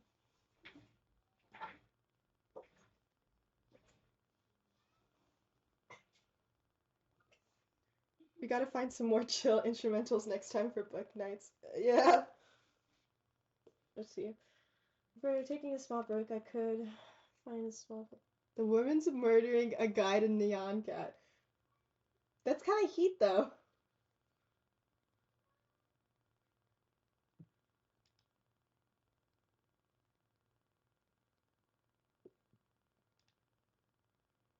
Let's see, what's this one got?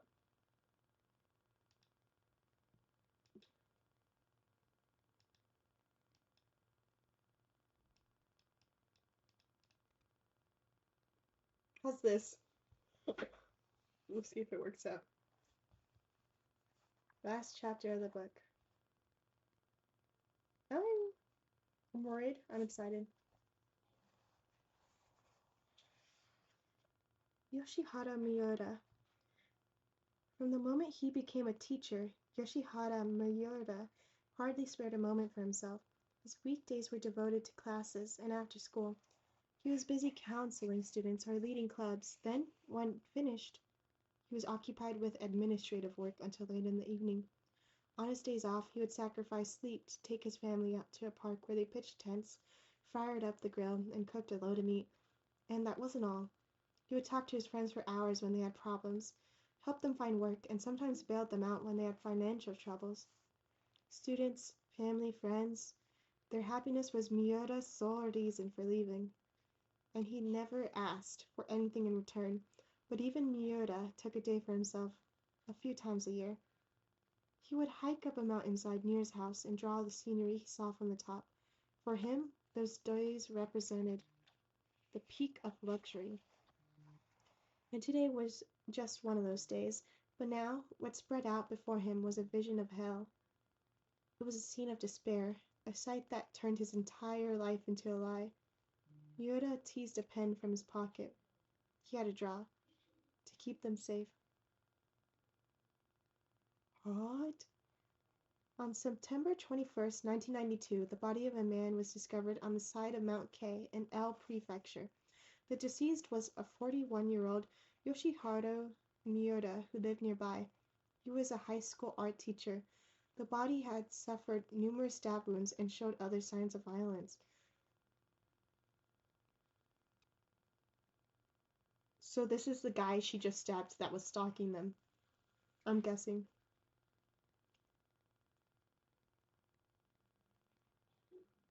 Police investigation showed that Miura had come to Mount K for an overnight camping trip on the 20th. Maybe. Or maybe I'm wrong. At the scene, they discovered a drawing, presumably left by Miura.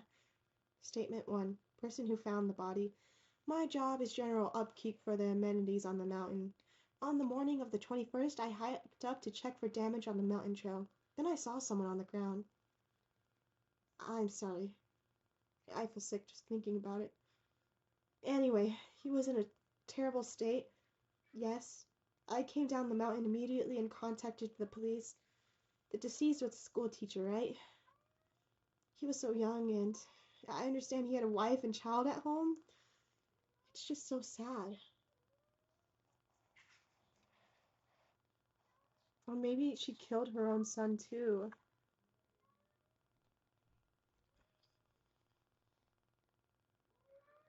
Raku.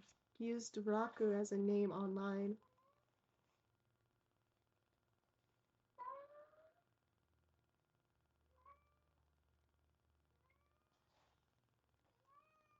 Sorry. I'm just curious. I want to see if I can find it out before it tells me. There's a little trick to it. I took my name and something.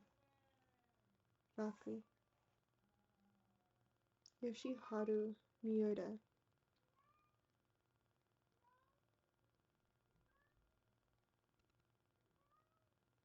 Miura? Ra?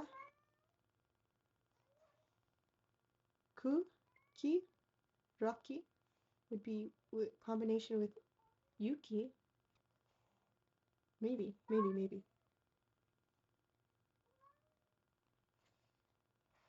Statement 2. Student of Yoshiharu Miura. That's right. I'm head of the art club. Mr. Miura was our club advisor, so we were in close contact. What about him? If I'm honest, I didn't much care for him. Actually, I quite disliked him. No, I'm not the only one. Hardly any of the students at the school actually liked Mr. Miura. He was so quick to anger. He probably thought of himself as some kind of passionate educator or whatever, but honestly, we all thought he was a pain. He yelled at me all the time when he was giving me guidance for the club. It really scared me. His death is a shock, but honestly, I'm not sad about it at all. Statement 3. Yoshiharu Miura's wife. You want to know about my husband's death? It doesn't feel real to me yet. Let me be frank with you. We were not a particularly close couple. We fought over parenting styles. Well, for example, our son likes to stay in and read, but my husband kept dragging him out and making him go camping or have cookouts. Our son hated it. And making him go camping, he would just do what he wanted, with no regard for our son. And he was so self-satisfied. I'm a good dad, devoted to my family. Forgive me. I suppose it sounds like I'm speaking ill of the dead. I'm sure as time passes, I'll start to feel the sadness. There are things I didn't like, but he was my one and only husband.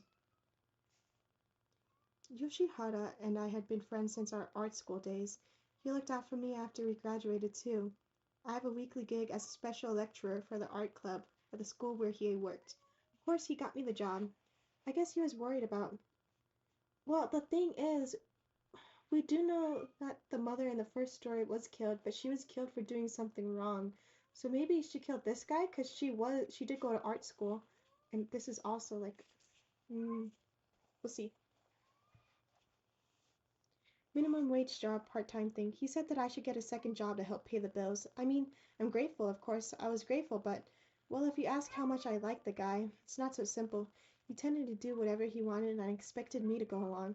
He'd call me up and say, let's go hiking tomorrow, or let's go for a drink, without even considering I might have other plans. I mean, I could have refused, but what with all he's done for me, it was a bit hard to say, I don't want to. Interviews by Isami Kumai for Elle Daily. August 28th, 1995, head office of Elle. Daily regional newspaper for Elle Prefecture. Shunsuke Iwata, 19 years old, sat staring at the thick folder and gulped. The cover read, Mount K, Our Teacher Murder, Investigation Materials. It was packed with data on a gruesome murder that had occurred 3 years earlier. His boss Kumai stood next to him. He said, Iwata, are you sure you're ready? Yeah. All right. Then, Let's open it up. Kumai flipped the photo open. Shinsuke Iwata. Now in his POV. Shinsuke Iwata had just joined the L Daily that year. 3 years before, a certain event had inspired him to become a newspaper reporter, and he'd come knocking on the door of the local paper as soon as he left school. In his interview, he had been empathetic. I want to see the truth with my own eyes and learn with people. The interviewer had seemed satisfied, and he received a job offer immediately. Iwata had been elated, thinking, I'm a reporter now. But his hopes were dashed as soon as he started at the company.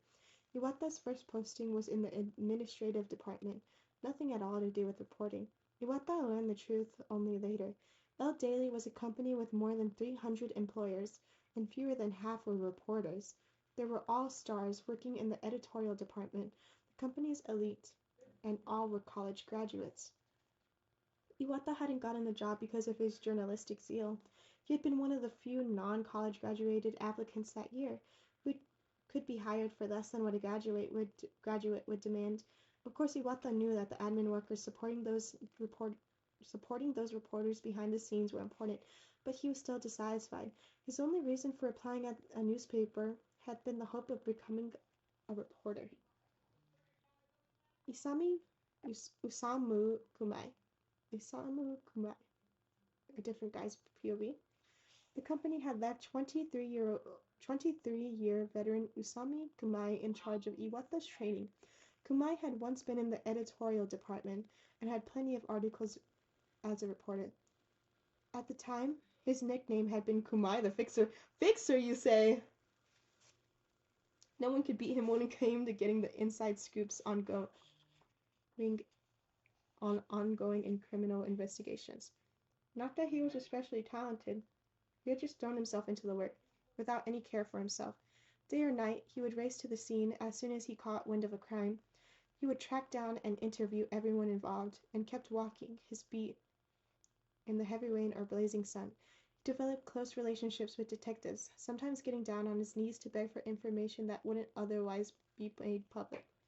He ran flat out all the time, and he was proud of it. And then 3 years ago, he had finally tripped and fallen. While Kumai was in the middle of an important story, he was diagnosed with hard word. Oesophageal cancer. Oesophageal cancer, and had to take extended leave. It frustrated him deeply, and it was the first time he had ever give up on a story in his career. The case had been the Mount K art teacher murder. He had thrown himself into treatment with the idea that, as soon as he recovered, he'd get back to reporting. His cooperation and care paid off, and 2 months later, he was cleared to go back to work. But that first day, the head of the paper called him and dealt with another blow. Kumai, you've done well for us, but you know as well as I do that reporters whittle away their lives for paycheck. With you being sick already, it'd be too much to ask, so get down to the administrative department. From now on, you take care of yourself with a lighter workload. He had been reassigned. Now that Kumai was ill and couldn't afford to push himself so hard, he no longer had any value as a reporter, or so that's what he's been told. Kumai resisted. He insisted over and over that they at least let him finish his reporting on the Mount K case, but they didn't budge. 3 years had passed. In the spring of 1995, a new hire joined the administrative section. He was a kid, just out of high school. Name of Shunsuke Iwata. He said he joined the company hoping to become a reporter, but he'd been put in administrative against his wishes, which was not that uncommon. Employees' lives and careers both depended on the company's whims. Even knowing that, Kumai couldn't help but feel sorry for the kid. It was partly because his predicament reflected Kumai's own, wanting to be a reporter but being thwarted from being one. Still, Kumai had a job to do, and it wouldn't do to pamper him, so he hardened his heart and trained the kid without relent. Iwata himself, as if rising to the challenge, learned well and quickly. Eventually, not even 6 months after joining, he had grown into a vital asset for the administrative team. One day, not long after, Iwata came to Kumai at the end of the workday. He wore a brooding expression on his face. "Mr. Kumai," he said, "I'd like to ask your advice about something." "What's the matter?" "I'm thinking about quitting the company." He had been feeling this day would come. Quit and do what? I want to become a freelance journalist. You always did say you wanted to be a reporter. I did. It's not that I don't care about the work I'm doing, and I'm grateful to you, but there's this case. I just have to become a reporter and look into it. Which case? The murder of an art teacher. It happened 3 years ago on Mount K. Is that right? Kumai was stunned. Iwata wasn't interested in a story that had caused him so much grief, but why? Iwata, do you have some kind of personal connection with the Mount K case? I do. The fact is, the victim, Yoshiharu Miyoda, was something of a mentor to me when I was a freshman. A mentor? They had been working together for nearly 6 months, and he had no idea. Iwata must have been avoiding the topic, of course. It wasn't a topic that came up in casual conversation. I see. Was he a good teacher? Well, back to Shinsuke Iwata. Was he a good teacher? Iwata struggled to answer Kumai's question, simply because Miyoda hadn't actually been the type to make the grand performative gestures people would expect of a good teacher. If I'm perfectly honest, none of his students liked him. He was a stickler for the rules and for manners. He would smack students who misbehaved and shout at those who didn't speak respectfully enough. He was the art club advisor, and I heard he was really heavy-handed in that role too. But he wasn't a bad person. He was just so passionate about education that he let himself get carried away. At heart, he was very kind. He'd spend hours talking with students about their worries, and he always took the lead in stamping out bullying. My own family situation was kinda unusual, and he helped out a lot.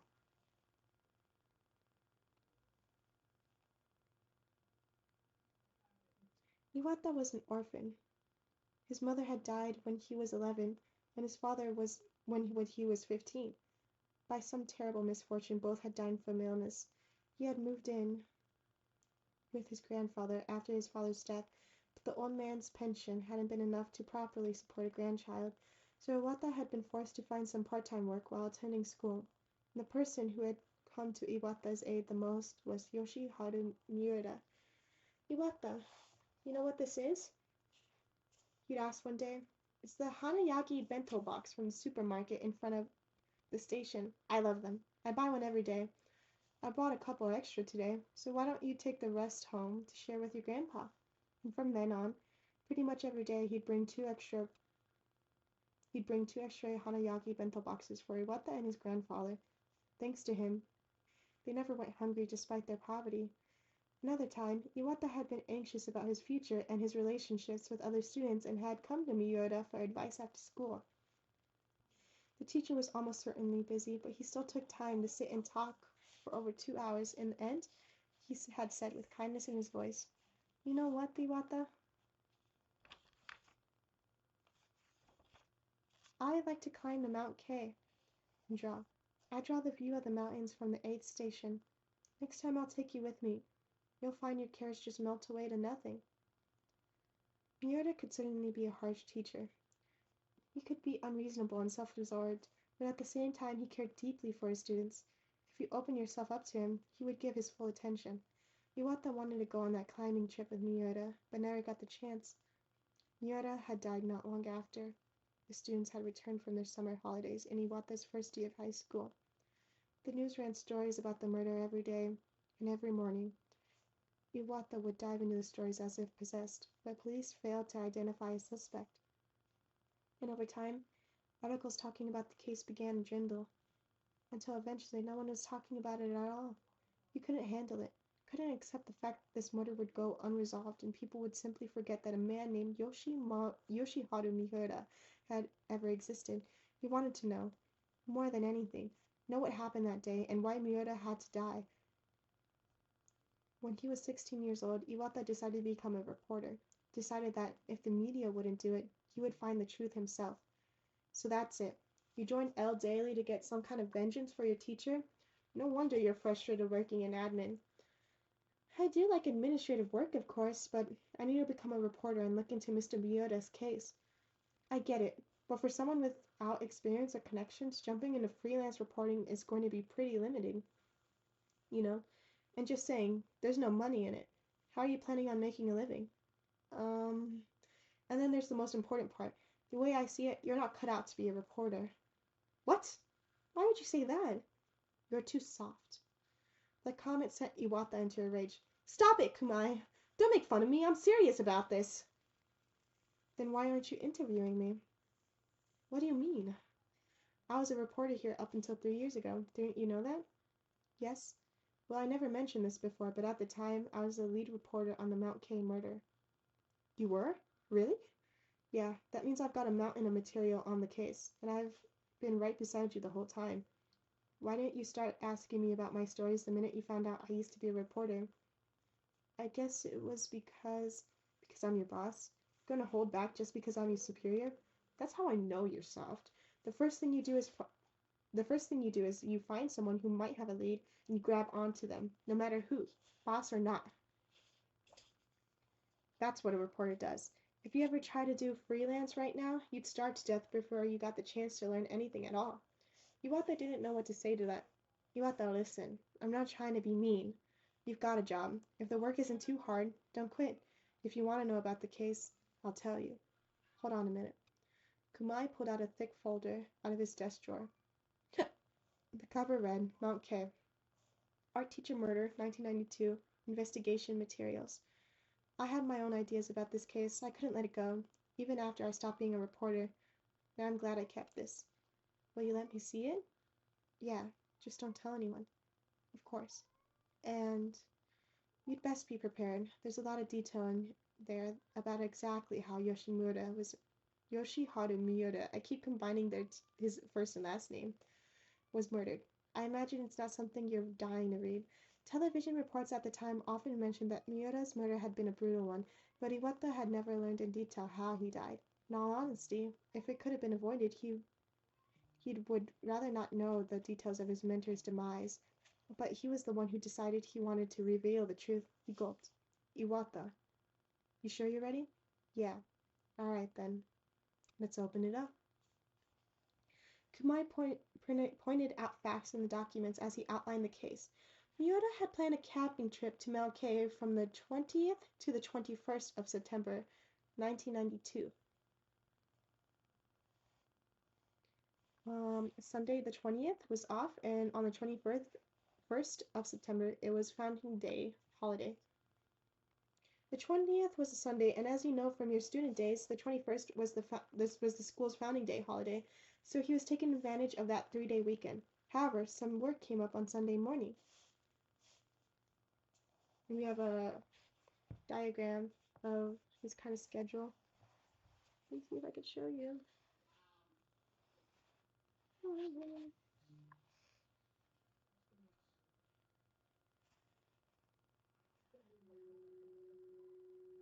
I'll read it out loud. 20th Sunday at 7:40 he left home. At 7:50 he arrived at school. At 8 o'clock he had started guidance.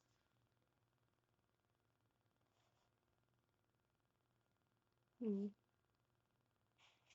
had to watch over a session of the art club. It seems he decided to go ahead with his camping trip once that was over. Sunday morning, Miura left at 7:40 and drove to the school. He had his hiking pack in the car. According to his wife, the pack contained camping equipment like a simple tent, a sleeping bag, a pocket torch, and water. He also had a sketchbook and pencils for drawing. So he had art club before he left for his camping trip, is what the diagrams are basically just outlining. He arrived at school at 7:50. He went straight to the art room without stopping by the staff room. He was there to advise a junior, a young woman named Kumaido, one-on-one. One-on-one? I thought it was an art club. It seems that Miura was so harsh, the art club had hardly any members. Oh, now that you mention it, I think I did hear something about that. Like they had 10 new people sign up, but they all left in the first month.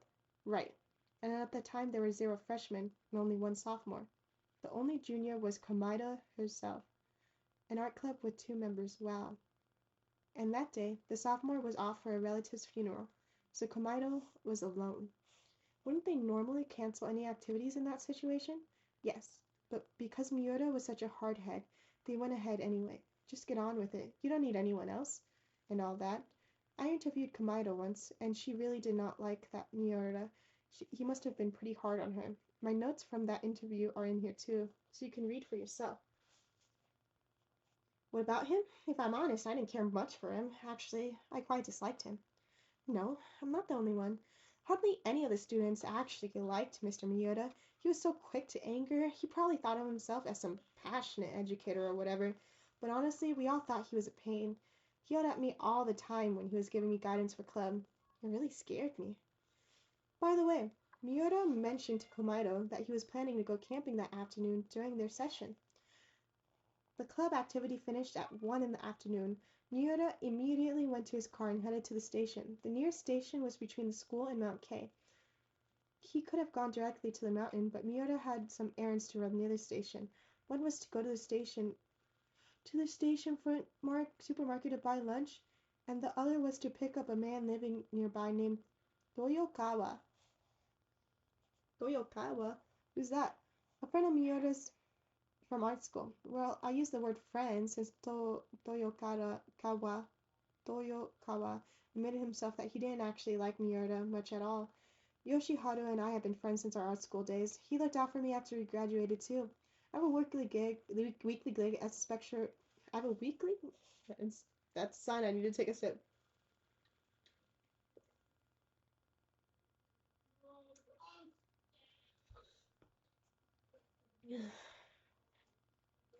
Yoshiharu and I had been friends since our art school days. He looked out for me after we graduated too.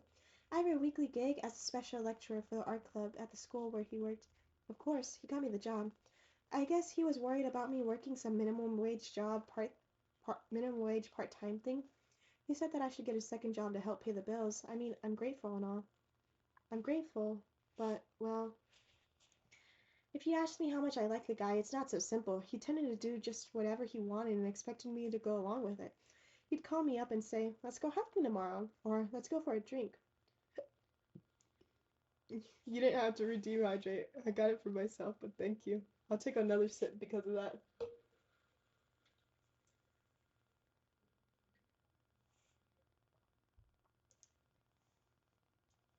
Without even considering I might have other plans.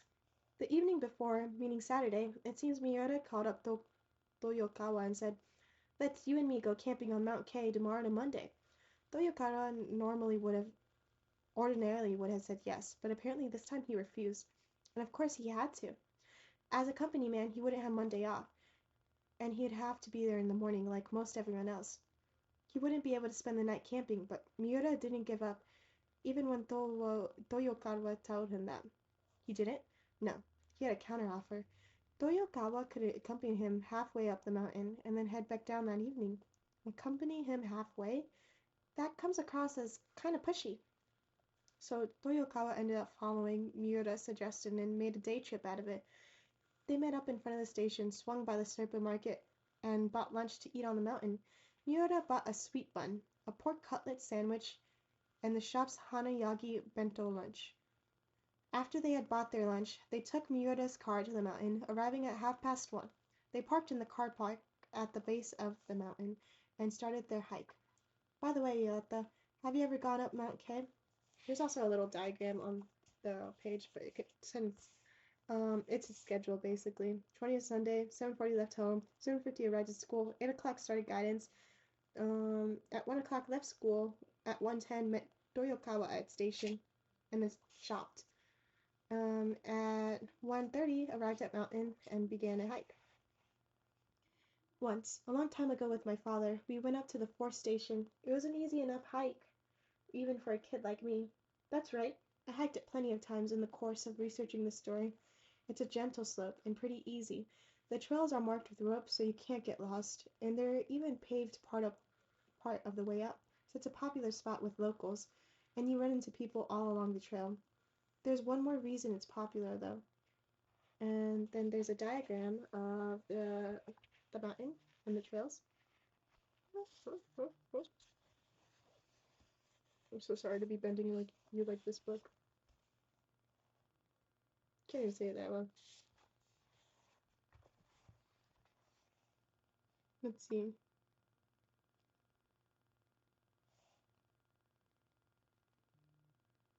So it shows the trail, and when they arrived, but we're probably going to detail it in deep. There are wide open rest areas at the 4th and 8th station. And the 4th station even has tables set up too, so it's ideal for picnics. The 8th station is good for camping too. Around 2:30, Miura and Torokawa reached the 4th station rest area and had lunch. Miuri ate the hanayagi bento from the supermarket. Remember that. It's important. After they ate, the two drew pictures in the clearing before splitting up. Around 3:30, Toyokawa headed down the mountain, and Miura set out for the 8th station. From this point, several people coming down the mountain report seeing Miura. The last sighting was around 4, near the 6th station. Now the trail gets a little bit steeper after the 6th station, and it takes at least an hour to get from there to the 8th. So we can assume Miura reached the 8th station sometime around 5. So he was last seen at, God, on this little schedule thing, they use the military time. So he was last seen around 4.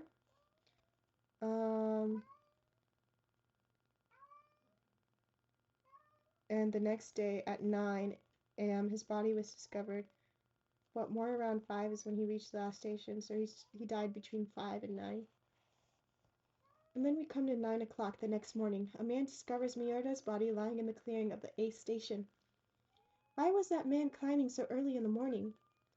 He's a caretaker on Mount K. He'd heard there'd been some damage to amenities around the 8th station, so he went to check. Like I said, the trails up to Mount K are marked with rope. The day before, meaning Sunday, it appears some college kids were playing around, jumping off the posts, supporting the ropes, and broke one of them. That was reckless of them, yeah, but it seems they felt bad about it after they got down and called the caretaker's office to apologize. It was already 10 in the evening when they called, so he went up to check the next morning. So he went up early to check the next morning and had the bad luck to discover Miura. A sad story. On the morning of the 21st, I hiked up to check for damage on the mountain trail. Then I saw someone on the ground. I'm so sorry. I feel sick just thinking about it. Anyway, he was in a terrible state. Yes, I came down the mountain immediately and contacted the police. The caretaker came down and called the police. They began investigating the scene from around noon. They found Miura's ID in his pack and his car parked at the foot of the mountain, so they assumed the remains were Miura's. Only assumed? They couldn't make positive identification at the spot. The body was in too bad of a state. The face was so disfigured they couldn't even tell if it was a man or woman, much less match it to his ID. It sounds gruesome, but the remains were barely identifiable as human. Oh no, that's horrible. I understand there were stab wounds as well as signs he was struck with a rock over 200 times. 200? When a murder is that brutal, it is usually for one of the two reasons. The first is to make it impossible to identify the body. The second is to satisfy a deep, terrible grudge. In this case, which one do you think it was? If the goal had been to keep anyone from identifying the body, it's odd that they didn't remove his ID from the scene. So it must have been a grudge, right? Exactly. The murderer must have really hated Miura. Iwata felt a chill. Hatred strong enough to batter a body with a rock over 200 times? What could have happened between Miura and his murderer? So, when was Mr. Miura murdered? They actually have a pretty good idea.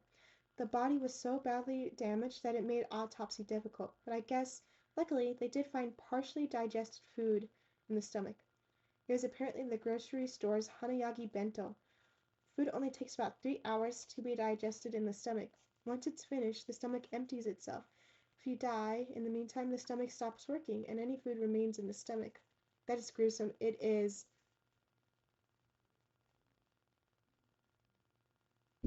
And any food remains in the stomach, so examining the level of digestion of the food helped reveal the time of death.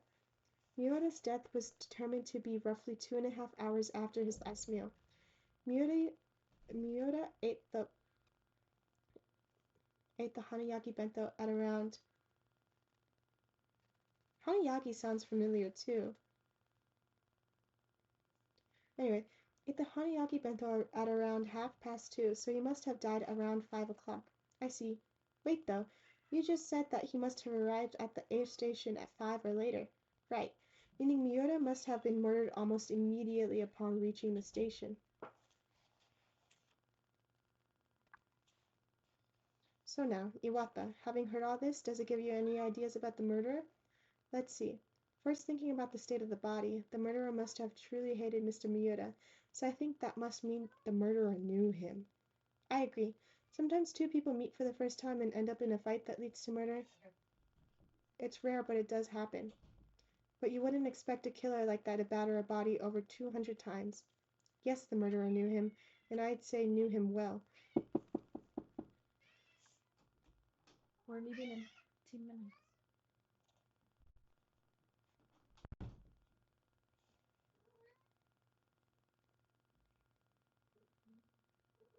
I don't think I'm gonna be able to finish the book.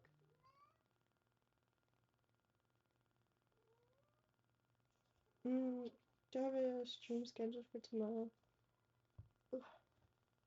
Kitty, I didn't want you in here because I knew. I knew you'd knock over the camera. Let's see. Tomorrow I don't have a stream scheduled. I'll do another stream. We'll do a quick recap of what we've read so far, and then I'll finish reading the book. Because I was just informed I have to get to something. Look at my bookmark. It's Jack's, guys. Anyways, thank you all for joining. Really frustrated I have to leave it off of this cliffhanger, but we'll get to it. It was fun. I'm glad. I had a lot of fun too. Um, I'm glad that I happened to pick up a good book, because if it was like that one book I read that I talked about last stream, I would have ended stream early. Thank you all for joining. We'll continue it tomorrow with another unplanned stream. Um, Let me know your theories in the Discord or on my Twitter if you have any. So far, I think the one who killed him must have been Yuki, who was the mom who gave birth, and so on so. But thank you for coming in, and see you tomorrow, hopefully, so we can finish the story. Bye bye.